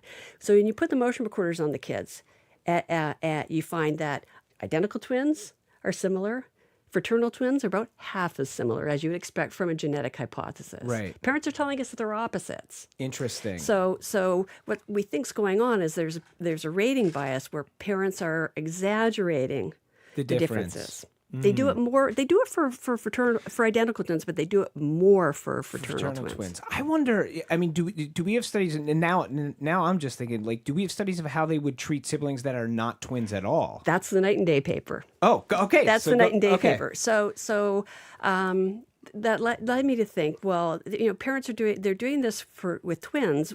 Do they do it with non-twins? Right. I thought they did. I wrote a paper one time and said, it's likely they're doing it for non-twins, Sure. and I got a very nasty review that said, you don't know that. And so I wrote a grant and got some money to it, and I studied it. Study that then. And I did it in non-twin siblings, and because I was saying if this is what's happening when parents are rating their kids, it tells us there's maybe a problem with the rating scales we're using. So anyhow, I had non-twin siblings come to the lab, and we rated them for their shyness, because that was another one where you see this negative correlation. And we rated them for we actually put motion recorders on them, and we had the parents rate them. Okay. And so what do we find? Parents are telling us that these non-twin siblings are negative correlations for different. They're for very activity different, level. Different for shyness, different for activity level. And we had trained observers, different ones for each child, rate the shyness. I was going to say, how did you do the shyness thing? They just, coming into the lab, first experience. Sure. It's natural. It's just a natural. Yeah. And the motion recorders. And, parents are telling us they are different. And when we use motion recorders and observer ratings, they're similar. Huh. So you get this with non-twin siblings. And one of the mothers in the study said to me, I kind of, my kids, my non-twins, my kids are as different as night and day, as night and day. Yeah. And I said, yeah, I bet they're more similar than you think. So hence the name of your paper. Yeah. This is Kim Cedino, professor of psychology at BU and director of the Boston University Twin Project. We're talking about twins. People have, sort of, can we do a little fact and fiction about twins? Because I think there's a lot of stuff out there, right? Like true or false, identical twins, everything's identical, including fingerprints. Is that true? Is that not true? Yeah, that's, well, yes, I'd say yes. There's, the correlation is not 1, it's 0.96. So, so it's very, very, very close. Error. I think that's reader error. Okay. How about the telepathy thing? I mean, obviously, telepathy probably not really real in the first place. But where do you, as somebody who studied, do you have a sense of where that notion comes from? The idea that if you have a twin, you guys can kind of read each other's minds. I think that twins are more similar. Well, siblings are going to be more similar than non-siblings in personality. Identical twins are going to be more similar than identical twins are going to be more similar than fraternal twins for personality. Yeah. But I think the more similar you are in personality, the more sort of same Mind opinions reading you have. can kind of same be, opinions. Sure. So, or just spending time with each other. Yeah. I think it's sort of like I can read your nonverbal language. I can read your face. And like that sort of can feel like mind reading. You know what I mean? How about friendship among twins? Is this something that gets studied? Like this idea that if you have a twin, you're going to be best friends? Like, yes, no? I think you're going to be more likely to be, for identical twins, you're more likely to be closer because, again, you're more similar. You share more common interests. Yeah. Fraternal twins, like any sibling. And here's another true or false I'm getting from my producer. Fraternal twins are no more alike genetically than regular siblings. True or false? Genetically, that's true. That's true. So it's really identical twins have this like almost same genes. 100%. Fraternal twins, just like regular siblings, just happen to be not exactly the same age, or pretty much exactly the same age. Do you have a white whale? Do you have like something about twins that you've always wanted to study that you really want to like design a study around that has proven challenging, that you can't quite get to, that you can't quite design? Well, one of the things that I wanted to do is, and it's not twins, it's doing with this contrasting, parents exaggerating the differences. Yeah. Because one of the things I study here in the United States, Canada, England, they're all sort of similar in terms of culture. Yeah. And I wonder if you would find, so my thinking is maybe parents exaggerate the differences in the kids' temperament because we're a very individual society. So you're worried, you want to make sure that they feel unique and special. So you're, that's such an interesting theory. Yeah. So what about a collectivist society? Yeah. Yeah. Interesting. Well, very good. Thank you for being with us. Very fascinating stuff from Kim Cedino, professor of psychology at BU and director of the Boston University Twin Project. Thanks so much for being with us on the Curiosity Desk. All right, stick around for the Culture Show. Jared is talking with cellist Matt Haimovitz about his new album composed in response to ICE, plus MacArthur Fellow Claudia Rankine, and a highlight of the Great Elephant Migration, a life-size sculpture series that arrived in Boston. As for us, that about does it. For now, the Curiosity Desk is produced by Aidan Connolly, Rachel Armani, Olivia Corcio, and Hannah Loss. Our intern is Mukta Dharmapurkar. Patty Daniels and Jamie Bologna are two of a kind. Our engineer is John the Claw Parker. Special thanks today as well to Andrew Massawa and Maddie Geyer. We will be right back here in 23 short hours on GBH 89.7 and streaming on YouTube. If you can't wait that long, we got a podcast version of the show. You know where you can get that? You can get that wherever it is that you get your podcasts. Until next time, I'm Edgar B. Herwick III, and I hope you will stay curious out there.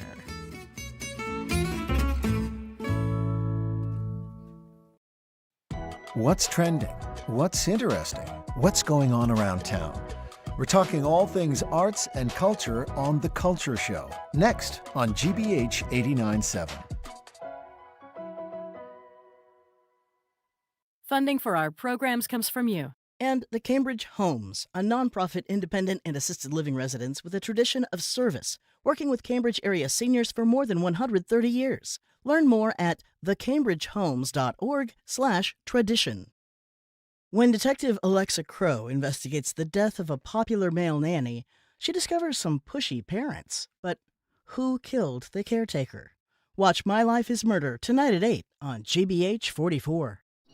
You're listening to 89.7 WGBH HD1 Boston. Online at gbhnews.org. GBH News. What matters to you?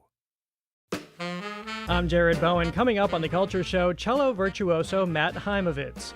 He had just made the Twin Cities his new home when federal immigration operations resulted in death, fear, and protest. His response is Neighbors, a new EP created with students, colleagues, and local activists. From there, what do we owe one another when crisis becomes the background of daily life? In her genre-defining new book, Triage, Claudia Rankine introduces us to two longtime friends. One, at age 60, is exhausted by the state of the world. The other is marshaling all she can to battle injustice. It's both a sociological study and a call to action. The acclaimed author of Citizen joins us. And in southern India, elephants are known by name. This week, Boston meets them. 100 life-size sculptures in a march down Commonwealth Avenue.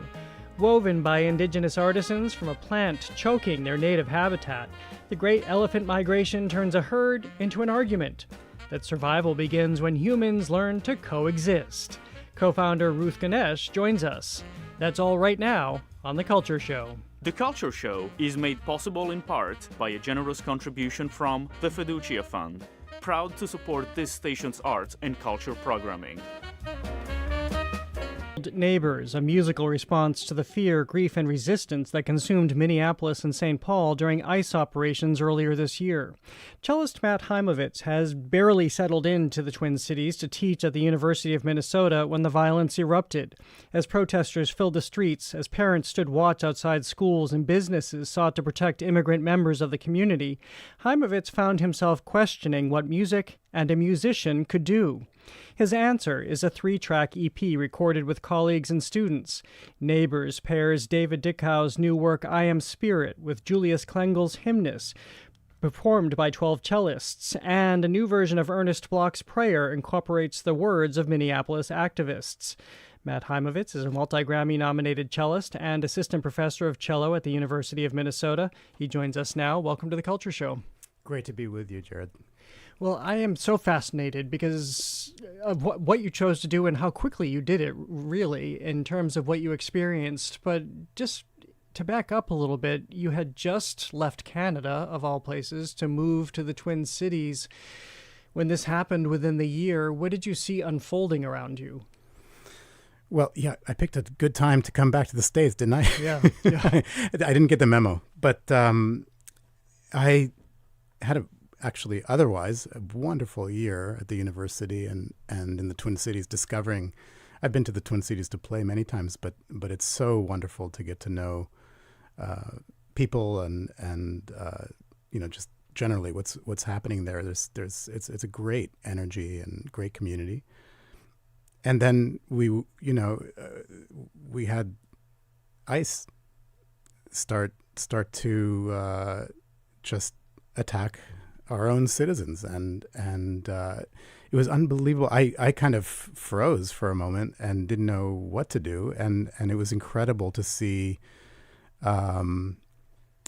these very brave people on the streets. It was deathly cold, and nothing prevented them from going out onto the streets and carrying their banners and protesting and standing up for our freedoms and our neighborhoods. And right away, it was really quite stunning. I hadn't seen anything like this since the pandemic. In the pandemic, we had, in Canada, we had rainbows in the windows, like all the windows, this kind of hopeful colors. And here, all the windows in my neighborhood in Seward, in Minneapolis, had hashtag ICE out or ICE out, or love your neighbor, just right away banners in the windows. Every single house you would just drive and you would just see this for miles. So there was this ingrained part of the culture in your neighborhood that you would see every day, some sort of stepping up, some sort of call to action. Completely. And it just gave me hope, for one thing, and it gave me a sense of mission to, what can I do with this, for this new community, and how can I support these people? And more locally in our department, in the music department, we right away went into lockdown. We have many international students who were really in danger. And what was going through my mind was, okay, how, for my few doctoral students who are from China, how do I take care of them? Like, what if ICE makes it into the building? Do I take them into my studio and like stand guard outside my door? Those kinds of questions.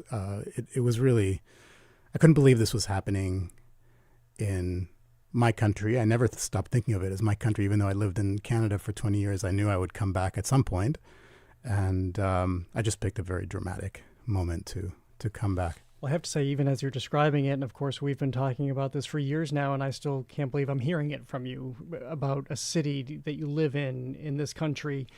So as you began to think about what you could do and what you might be able to do differently given who you are as a professor and a very accomplished musician, how and why did it occur to you to turn to music as a way to meet this moment?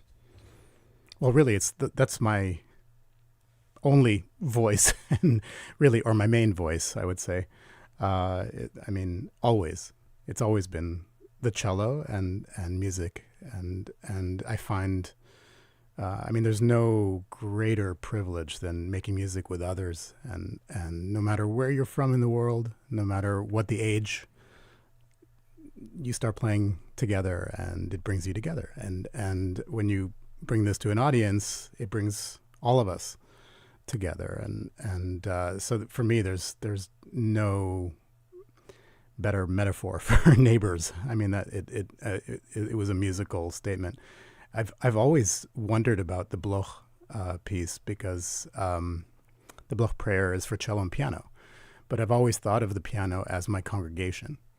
So I wondered, how would it be to transform that piano part into an actual congregation, into a chorus. And so I asked Luna Pearl-Wolf, the composer, and a longtime collaborator, and asked her about that, and she said, "Yeah, let me bring it up with David Van Taylor, my librettist, and let's think about this." And they, David had the idea to take the words of Minneapolis activists and use them as the text, as the libretto of this new arrangement. And we had already gotten the what you played a little clip of the David Dickow piece, I Am Spirit, and that had violin, cello, and chorus. So I thought, well, since we already have that piece, and that also was a reaction to what was going on in the Twin Cities. So I thought, let's keep the same orchestration and go from there. And then I was just really taken by the experience of the young people, of the students who just kept their focus, used their key cards to get into the building because it was locked, and just did incredibly well over the year. We have a number of cellists. I think we had 16 in the studio this year, and so there were a number of them. And the piece that came to mind was Julius Klengel, who was a teacher himself and also the principal cellist of the Gewandhaus Orchestra in Leipzig back in the day, 100 years ago, and composed a lot, especially for cello. And he composed this beautiful hymn without words, and so I thought it was a wonderful compliment to the other pieces with the chorus. Well, I'm struck that you're talking about this music history too, because as you're talking, I'm realizing, yes, your recording meets this moment, and as art does, always reflects us back on ourselves, but yours is also an extraordinary record of history that survives in a different way, in an art form, in a music form, that people will be talking about 100 years from now.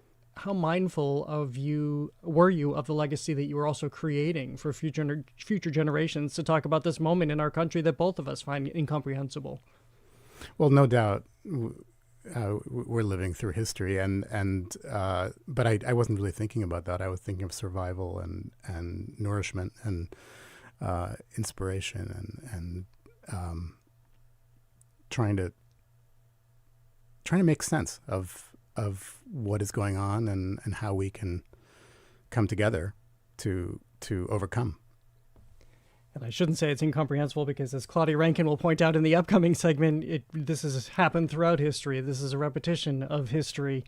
You've also brought your cello today, and you'll perform for us. Tell me about the piece that you're going to perform. Oh, yeah, this piece is by Missy Mazzoli, wonderful composer. She's going to have her opera done this fall at the Met Opera. She's one of the very first composers that we commissioned for the Primavera project, which I've been commissioning together with Jeffrey Ann Young and Charlene Von Heil, an artist. We're commissioning 81 new pieces for cello, and they're engaging paintings. That was a pandemic project. It's still going. I'm almost there. I have 60 pieces. I have another 20 to go. But this was one of the early commissions, and I thought there's nothing solo on our EP, on Neighbors EP. And it's hard to fit a choir in your studio. Yeah. So I thought I'd pick something solo, and this is called Beyond the Order of Things, after Josquin.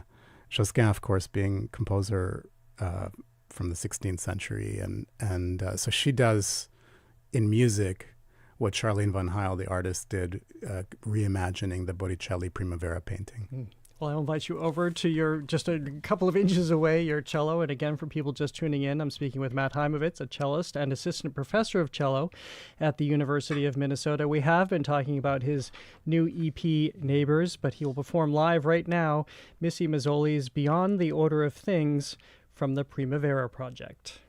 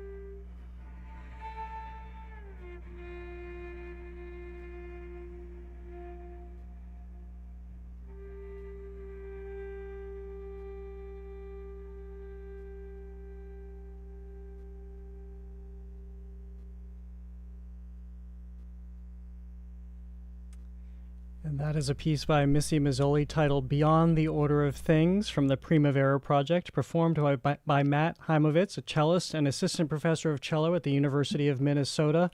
We've been talking about his new EP, Neighbors, which is the answer that he and other musicians had to the horrors they saw in Minneapolis earlier this year.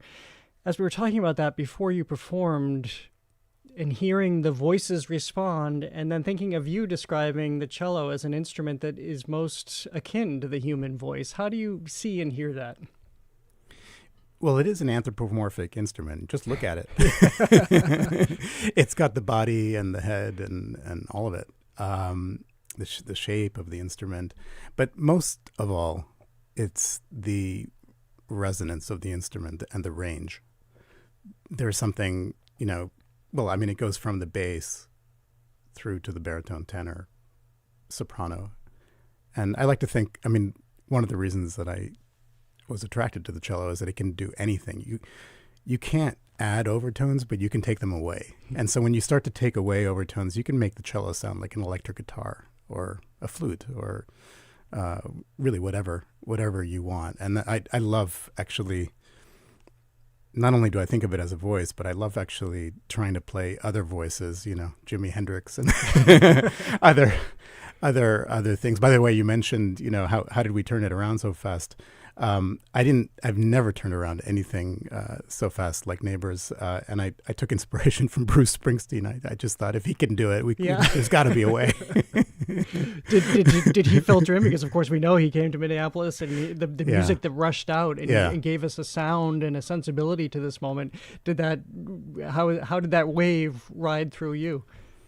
Well, he absolutely. I think he was doing his version of what we were doing, and he came first. So it was nice to see somebody turn it around, because it does, it takes post-production and it takes some organization to organize all the forces and everything, and it just all came together. Everybody was on the same page and the same wavelength. Well, thank you so much for the performance today. Thank you so much for what you have done in stepping up in this moment and recognizing what you could do. It's extraordinary, a conversation that we will continue in the next segment as well. Thank you so much for being here today. Oh, it's great to be with you. Thanks for having me. Matt Haimovitz is a cellist and assistant professor of cello at the University of Minnesota. His new EP, Neighbors, is available now. Thank you again. Coming up, as I mentioned, an apt conversation to follow the one we've just had. Writer Claudia Rankine's latest work is a genre-defying book about despair in this dark age and what we do or don't do to confront it. She's next on The Culture Show. Stay with us. The Culture Show is made possible in part by a generous contribution from the Fiducia Fund, proud to support this station's art and culture programming.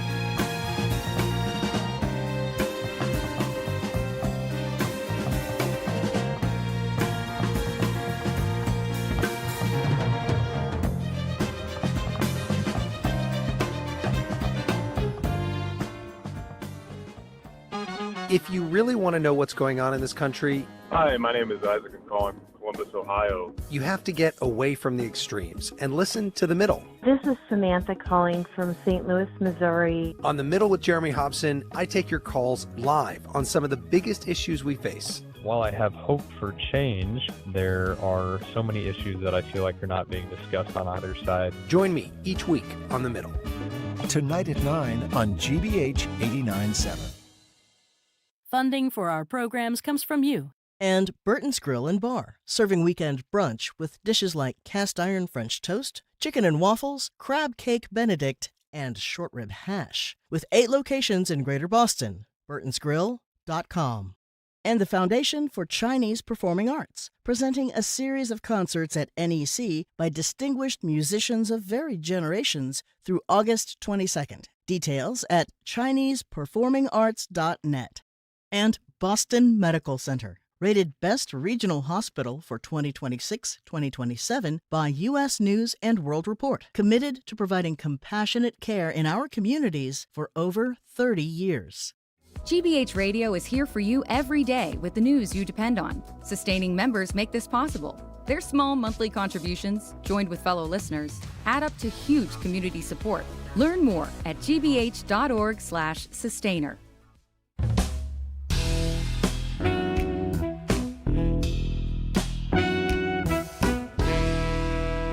I'm Jared Bowen. This is The Culture Show live on 89.7 and streaming on the GBH News YouTube channel.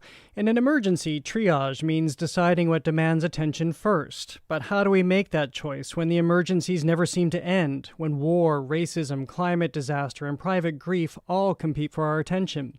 Claudia Rankine takes up that question in her new book, Triage, a genre-defying work that is equal parts novel, memoir, criticism, and visual art. It follows 2 women, the narrator and a friend known as the theorist, whose relationship begins in college, where they invent what they call the game of collapse, where whenever they encounter each other, they drop to the ground. In the ensuing decades, that private ritual comes to represent exhaustion, self-protection, and surrender. The friends argue over what it means to stand back up and how grief can be an impetus for both action rather than a pathway to paralysis. Claudia Rankine is an acclaimed poet, essayist, and playwright, and a MacArthur Fellow whose landmark book Citizen, an American Lyric, won the National Book Critics Circle Award in Poetry. Claudia Rankine, welcome to The Culture Show. It's great to have you here. Thank you for having me, Jared. This is great to be here. It's great to speak with you again. We last spoke when you were here with your play at the American Repertory Theater, which also asks people to stand up and pay attention and understand society. I just gave my own description of your book, but how do you describe the relationship of these 2 individuals over the decades in such a fraught world? Well, from the time that I was in college, I always was fascinated by Sophocles' Antigone and the relationship between those 2 characters, and the fact that the state and one's commitment to others were put in contrast.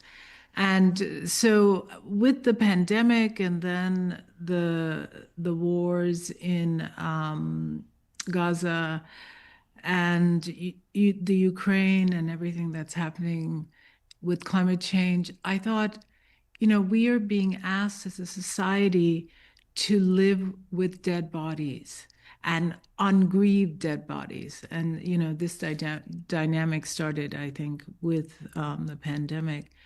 And so I returned to Antigone as a model for setting up a kind of discussion. So that's the way I thought of it when I was starting to write.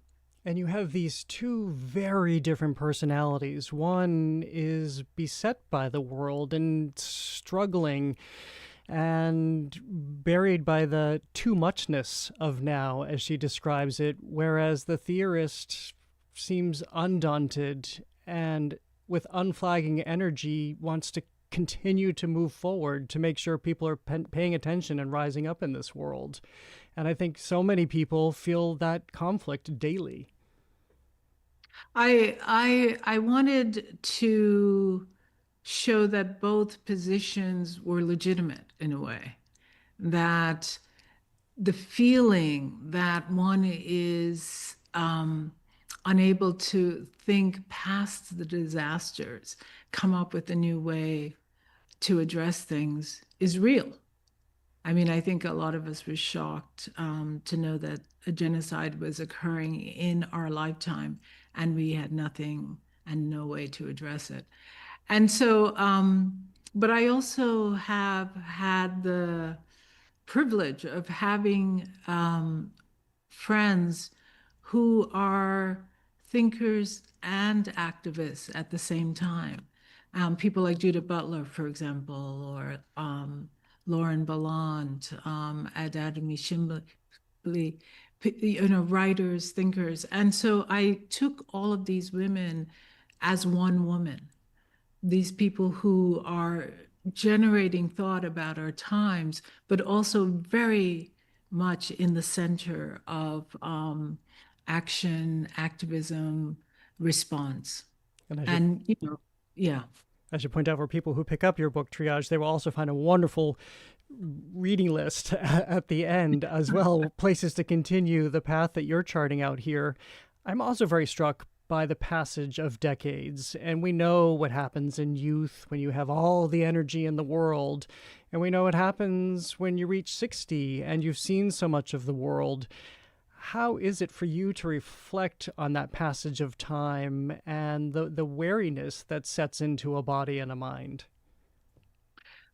Well, I have a lifetime of that politically, in a way, started in the 80s with apartheid and the response of students on campuses when I was a undergraduate at Williams College in the Berkshires, and we had a shanty town, and many colleges did, and the students were out there saying divest. And so it seemed correct to begin there, and because of the students' response to Gaza Now, and what they were willing to risk. Graduation. A lot of them were expelled from their colleges. Some students, I think at Barnard, returned to their dorms and were locked out. And so I thought it was a great meeting of moments in terms of the kind of hope that allows certain people to risk everything for everyone or for anyone. So that's why I went from there to there. I also was kind of interested in what it meant for us to be moving into a time where we will have to have different responses, to what is happening. The refugee crisis is going to be real. And I mean, even in the United States, where you have climate disasters, where California, the fires in California, where people are asked to leave their homes, where they lose everything. And at a certain point, I think as citizens of the world, we're going to have to share. We're going to have to start thinking about sharing maybe even our homes. We saw that in Minnesota, actually. A lot of people sharing with people, switching homes with people, doing the kinds of things you would expect if you felt responsible for your neighbor. How do you see this reflected in the older generations? Again, we're talking about somebody who's reflecting as she turns 60, looking back on her college years and the energy there versus 60. We see, of course, people turning out in marches, but we also see people who think, I've been there, I fought that fight 40 years ago. This is for a new generation. Can it continue to work that way? Well, I think we should all do what we can.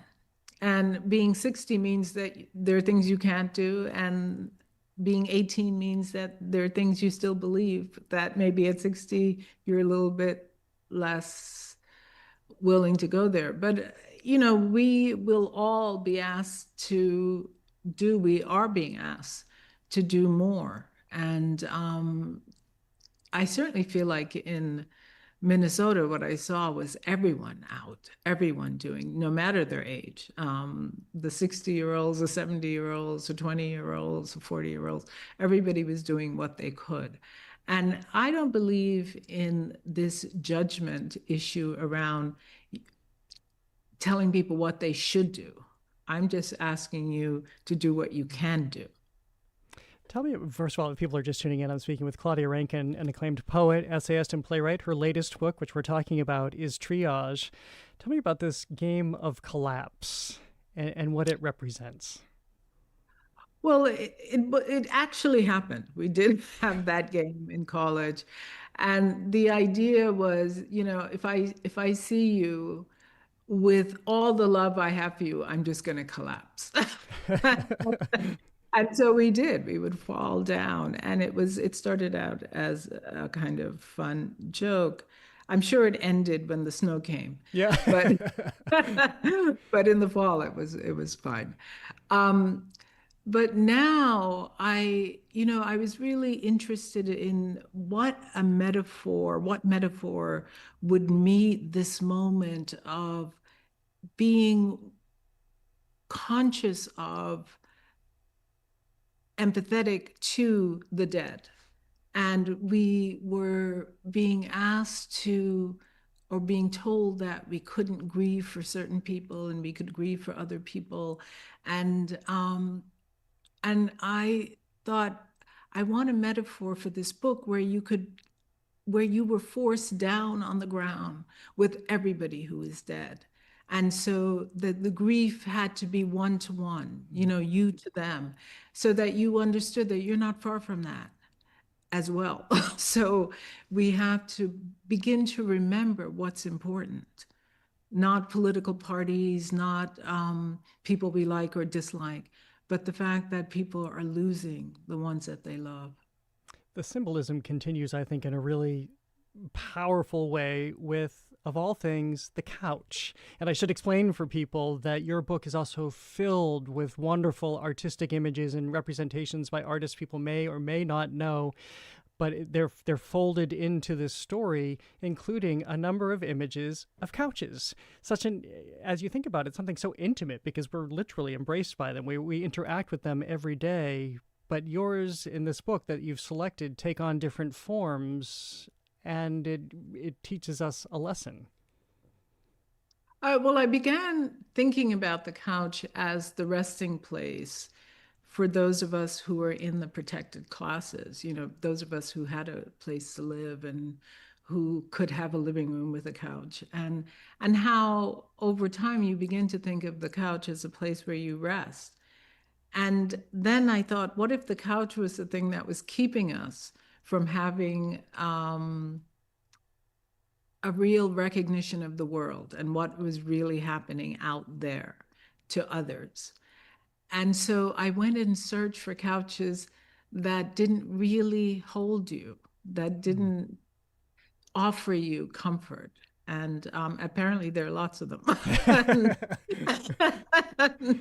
And I have a great friend, Russell Salman, who's a curator in the art world. And so he started sending me different ones. I knew of some and he sent me others. And then I researched the visual artists and was really interested in sort of the backstory of the couches that they manipulated in their sculptures, and then began to build them into the text. What has it been for you to be able to present this story alongside images that people will find in museums and elsewhere? Again, giving these artists a platform, but they are so much folded into your story.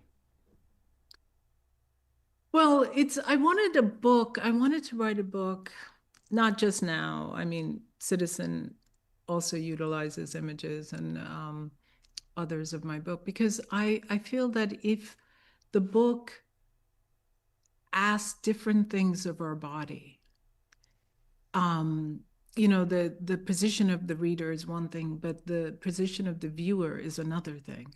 And I wanted the book to perform with you so that you, and also I love that with images, you cannot control how a person associates to those images. And so it's almost like, you just had that wonderful musician on your show, and it was almost like a grace note, a place where the reader can settle and consider the text as they consider the image, and move around in the sort of metaphor of the image and reverberate it back through what they had read. So it's a way of trying to get the reader to enact the book as they're reading it. Well, to go from reader to writer, it is fun to read about this book as well, and many people have described it as genre-defying, and many people wonder how much of this is a memoir. Is it a memoir? It's an anti-memoir.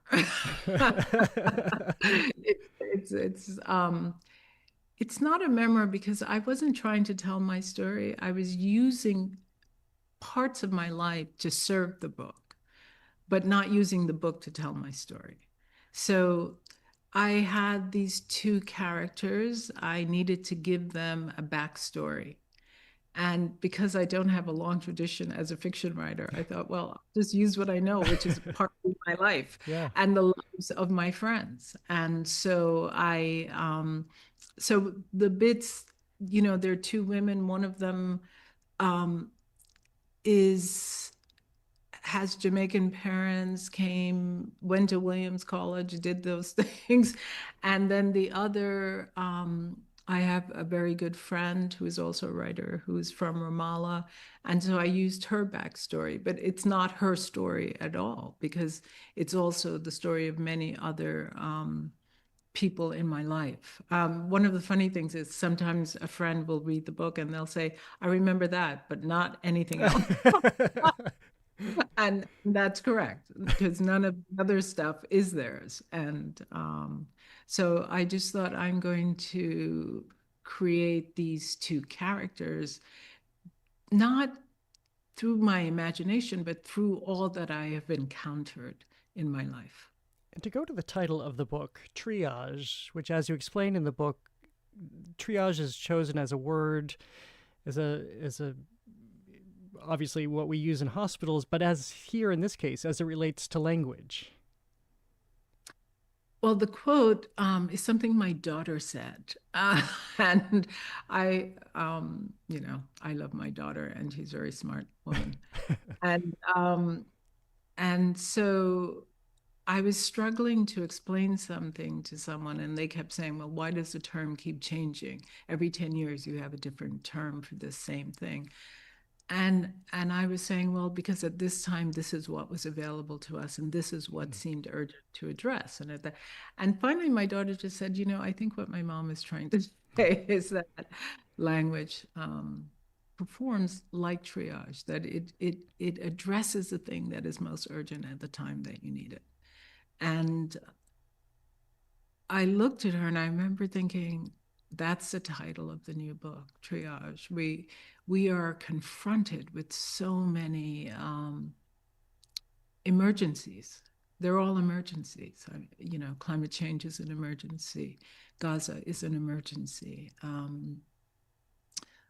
It's all emergencies. And you just, in any given moment, you have to just decide that you're going to address this one or this one and speak to this or that. And sometimes it feels like this needs your attention, and other times it feels like this is the most important thing. So I liked that it hooked in also to bodily needs. This is a term that comes out of medicine, comes out of emergency rooms. I'm sorry, I think my computer's doing something. It's fine. It's fine on our end. Okay, great. Claudia Rankine, it has been wonderful to speak with you. The book is so perfect for our time, and I think language is what we need, and images are what we need to help us all make sense of these moments, and as the theorist implores, find some path forward. Thank you so much for being with us today. Oh, thank you for having me. Thank you. Claudia Rankine is an acclaimed poet, essayist, and playwright. Her latest book is Triage. Again, thank you. Coming up, an installation of 100 elephants in downtown Boston asks a mammoth question. How can humans and wildlife live side by side? That's next on The Culture Show. Stay with us.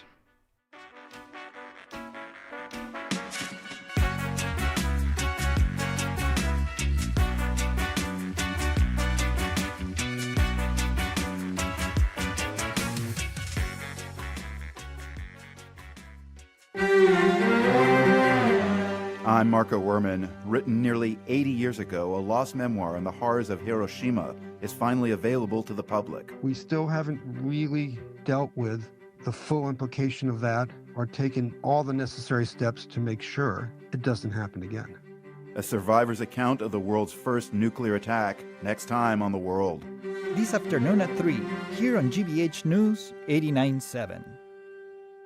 Our programs are made possible thanks to you. And Morningside Music Bridge, returning to Boston.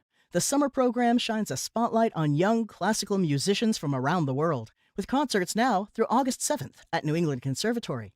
mmb.international. Support for GBH comes from you and Sametz Blackstone. Sametz Blackstone is a brand-focused consultancy for mission-driven organizations who are looking to better navigate change. Roger Sametz, President and CEO. Sametz Blackstone looks at GBH sponsorship as a brand buy, one that keeps a sort of steady rhythm going.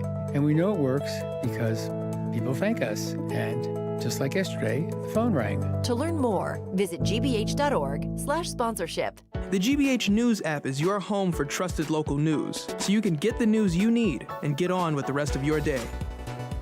Come for a quick scroll, not a doom scroll. Download the GBH News app today on the App Store or Google Play.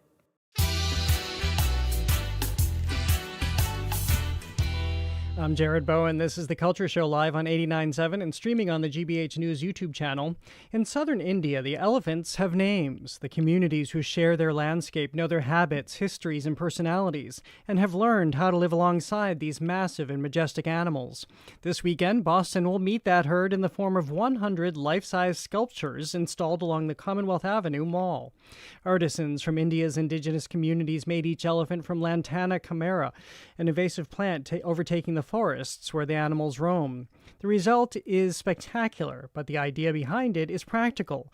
If communities in India can make room for elephants, what can the rest of us learn about coexistence? The Great Elephant Migration opens Saturday and remains in Boston through September 13th, raising money for conservation efforts around the world and for arts and other organizations right here in New England. Joining me now is Ruth Ganesh, the co-founder and creative director of the Great Elephant Migration and principal trustee of the NGO Elephant Family.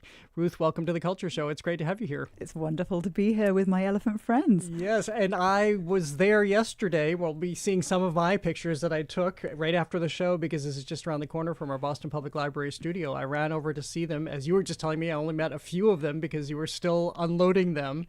But tell me about what the elephant migration represents, especially as we see this herd of elephants in our own city.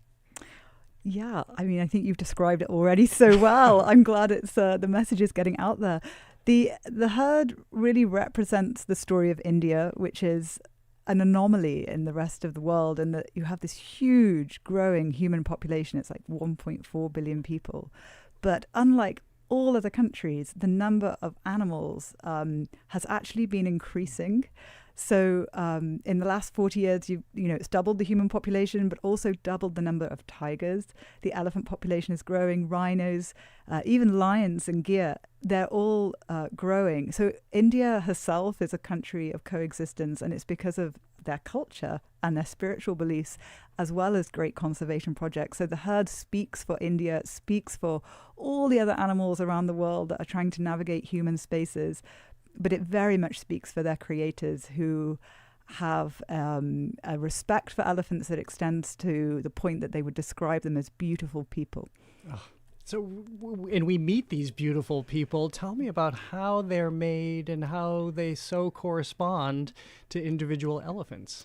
So yes, the creators, who are 4 different indigenous communities from the Nilgiri Hills. They know every single elephant that they live with in the wild, as you said, by name. They know their personality traits. So they have recreated every single member of that wild herd, but made them out of an invasive weed called Lantana camara, which is a terrible weed. Well, it's a weed in India. You can buy it in your garden centre and put it in your garden. I was going to say, is it the same one that I've had in my own garden? Yes. The British tea planters introduced it to India as a decorative plant, and it has now run amok, and it's actually just out of control in the protected area. So it pushes elephants out, pushes tigers out, and then they come into conflict in the villages. So by making them from Lantana, it's also helping to solve a problem. So how has this, now Boston is one of many stops. They've been in Beverly Hills and Miami and Newport, right along the ocean front, which was glorious to see. What does this mean to have these elephants all around the United States, and what kind of enthusiasm has been generated for your cause in having them appear there in those cities? Oh, the reaction in America has been beyond all expectations. We really took very nervous first steps when we put them on the cliffs in Newport. We were like wobbly newborn lambs with wobbly little legs, but defied our expectations. I don't know, there must be something in the American psyche about elephants that appeals, the magnitude of them, the joyfulness, the curiosity. So the reaction has been incredible. We just wanted to do this migration from east to west coast symbolically, and hopefully, you know, spread a message. But actually what happened was everybody wanted to buy one and put them in their gardens and in their homes. And we ended up selling vast numbers of elephants and also being invited to many different cities. So, you know, we actually have had the whole world asking us after that migration, please come here. But we really felt Boston was the right next location. Well, this is an apt time, as you're talking about selling the elephants and as they appear in different cities. How do the proceeds help these causes, and what causes are they helping? Oh, that's a joy to answer that question. So the majority of the proceeds from the elephants go back to the creators who make them and into lantana removal and projects in that community, and also different conservation projects across India with all sorts of communities that are overlapping, not just with elephants, but, you know, it could be a crocodile, it could be a crane, it could be a rhino. So many different projects there. But we also fund projects locally wherever we go. So with support also, and I must mention the Quinn Impact Fund, we are going to be supporting the New England Aquarium and their wonderful, wonderful work with the North Atlantic right whale. Locally, and so we supported wherever we went. In Newport, it was a salt marsh sparrow, the smallest and the largest together. You know, when we were at Blackfeet Nation in Montana, we were supporting bison. So in California, we were supporting a vision to bring back California's symbol, the grizzly bears. So in every location, we support different projects, and it's 21 projects now that have been funded. And in direct grants, it's about $1.4 million that we've managed to generate, plus the many millions that have gone back to the community in India. Not to mention the awareness you're raising. For people just tuning in, I'm speaking with Ruth Ganesh, the co-founder of the Great Elephant Migration and principal trustee of the NGO Elephant Family. How did it occur to you to bring this cause out into the world by way of a massive art installation? The short answer, and there is a longer one, the short answer is I met the most wonderful human being, Dr. Tarashthi Kiara, who has founded something called the Real Elephant Collective, who make the elephants.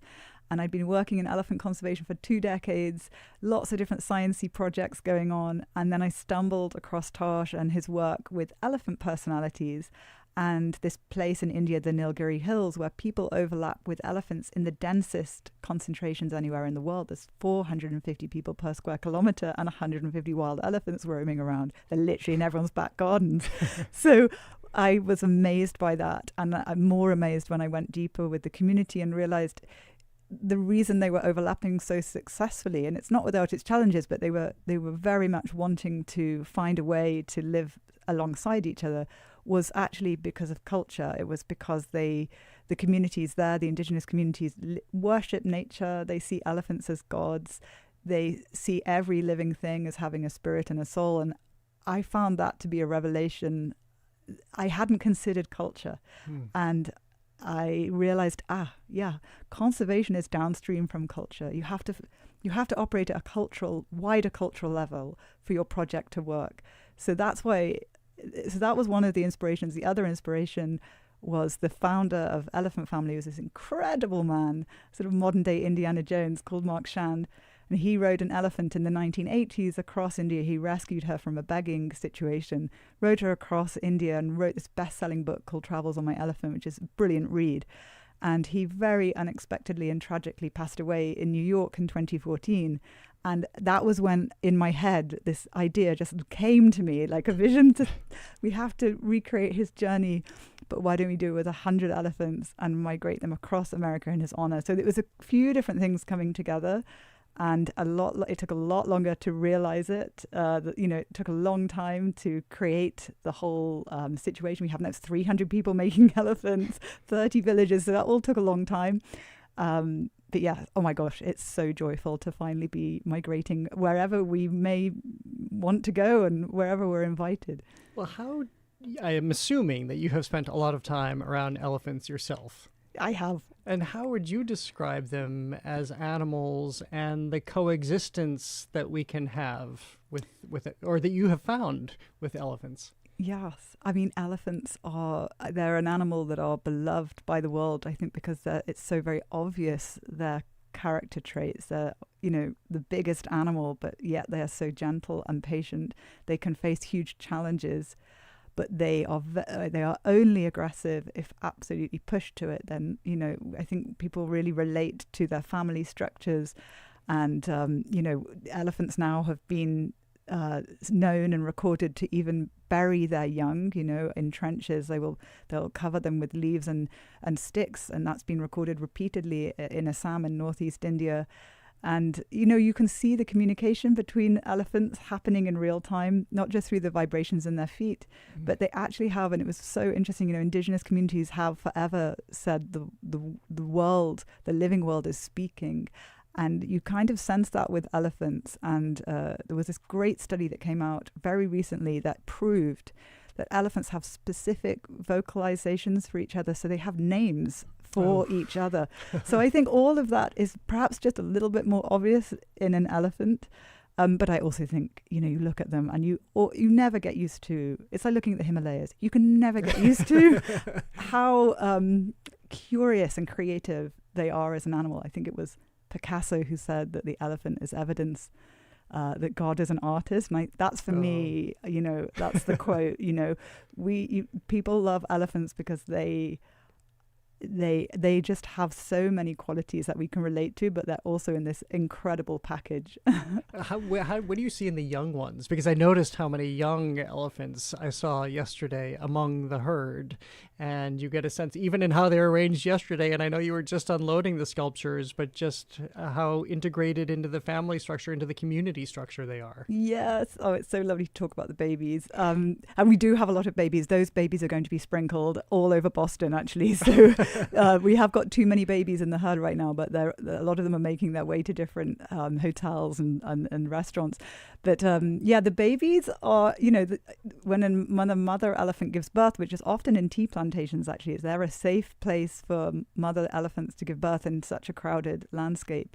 The whole herd will gather around to protect the mother. And when the babies are born, I mean, it's a well-known thing, that all the other females in the herd will be part of the child rearing situation. But yeah, there's nothing more wonderful than seeing baby elephants leap and trying to get used to how their trunks work. And they're very, very delightful creatures. So have there been gains made? You've been very pointed in saying that India has a very particular culture that protects these animals. And we've seen the rise in population, but is it being reflected anywhere else in the world? Well, thanks to the work of brilliant organizations like Save the Elephants and the Sheldrick Charitable Trust in Kenya, and many, many others, there has been a leveling and at least a sort of stemming in the decline of elephant populations that were very affected by the poaching crisis, which was much more of an African elephant problem. in more recent years. And the banning of ivory sales in China has also massively helped. Not that China was the only market, certainly a big market here as well, and other parts of Asia like the Philippines. So there has been a leveling, and there's certainly efforts to try and increase elephant populations in other parts of Asia and the range states, and that is to some extent working.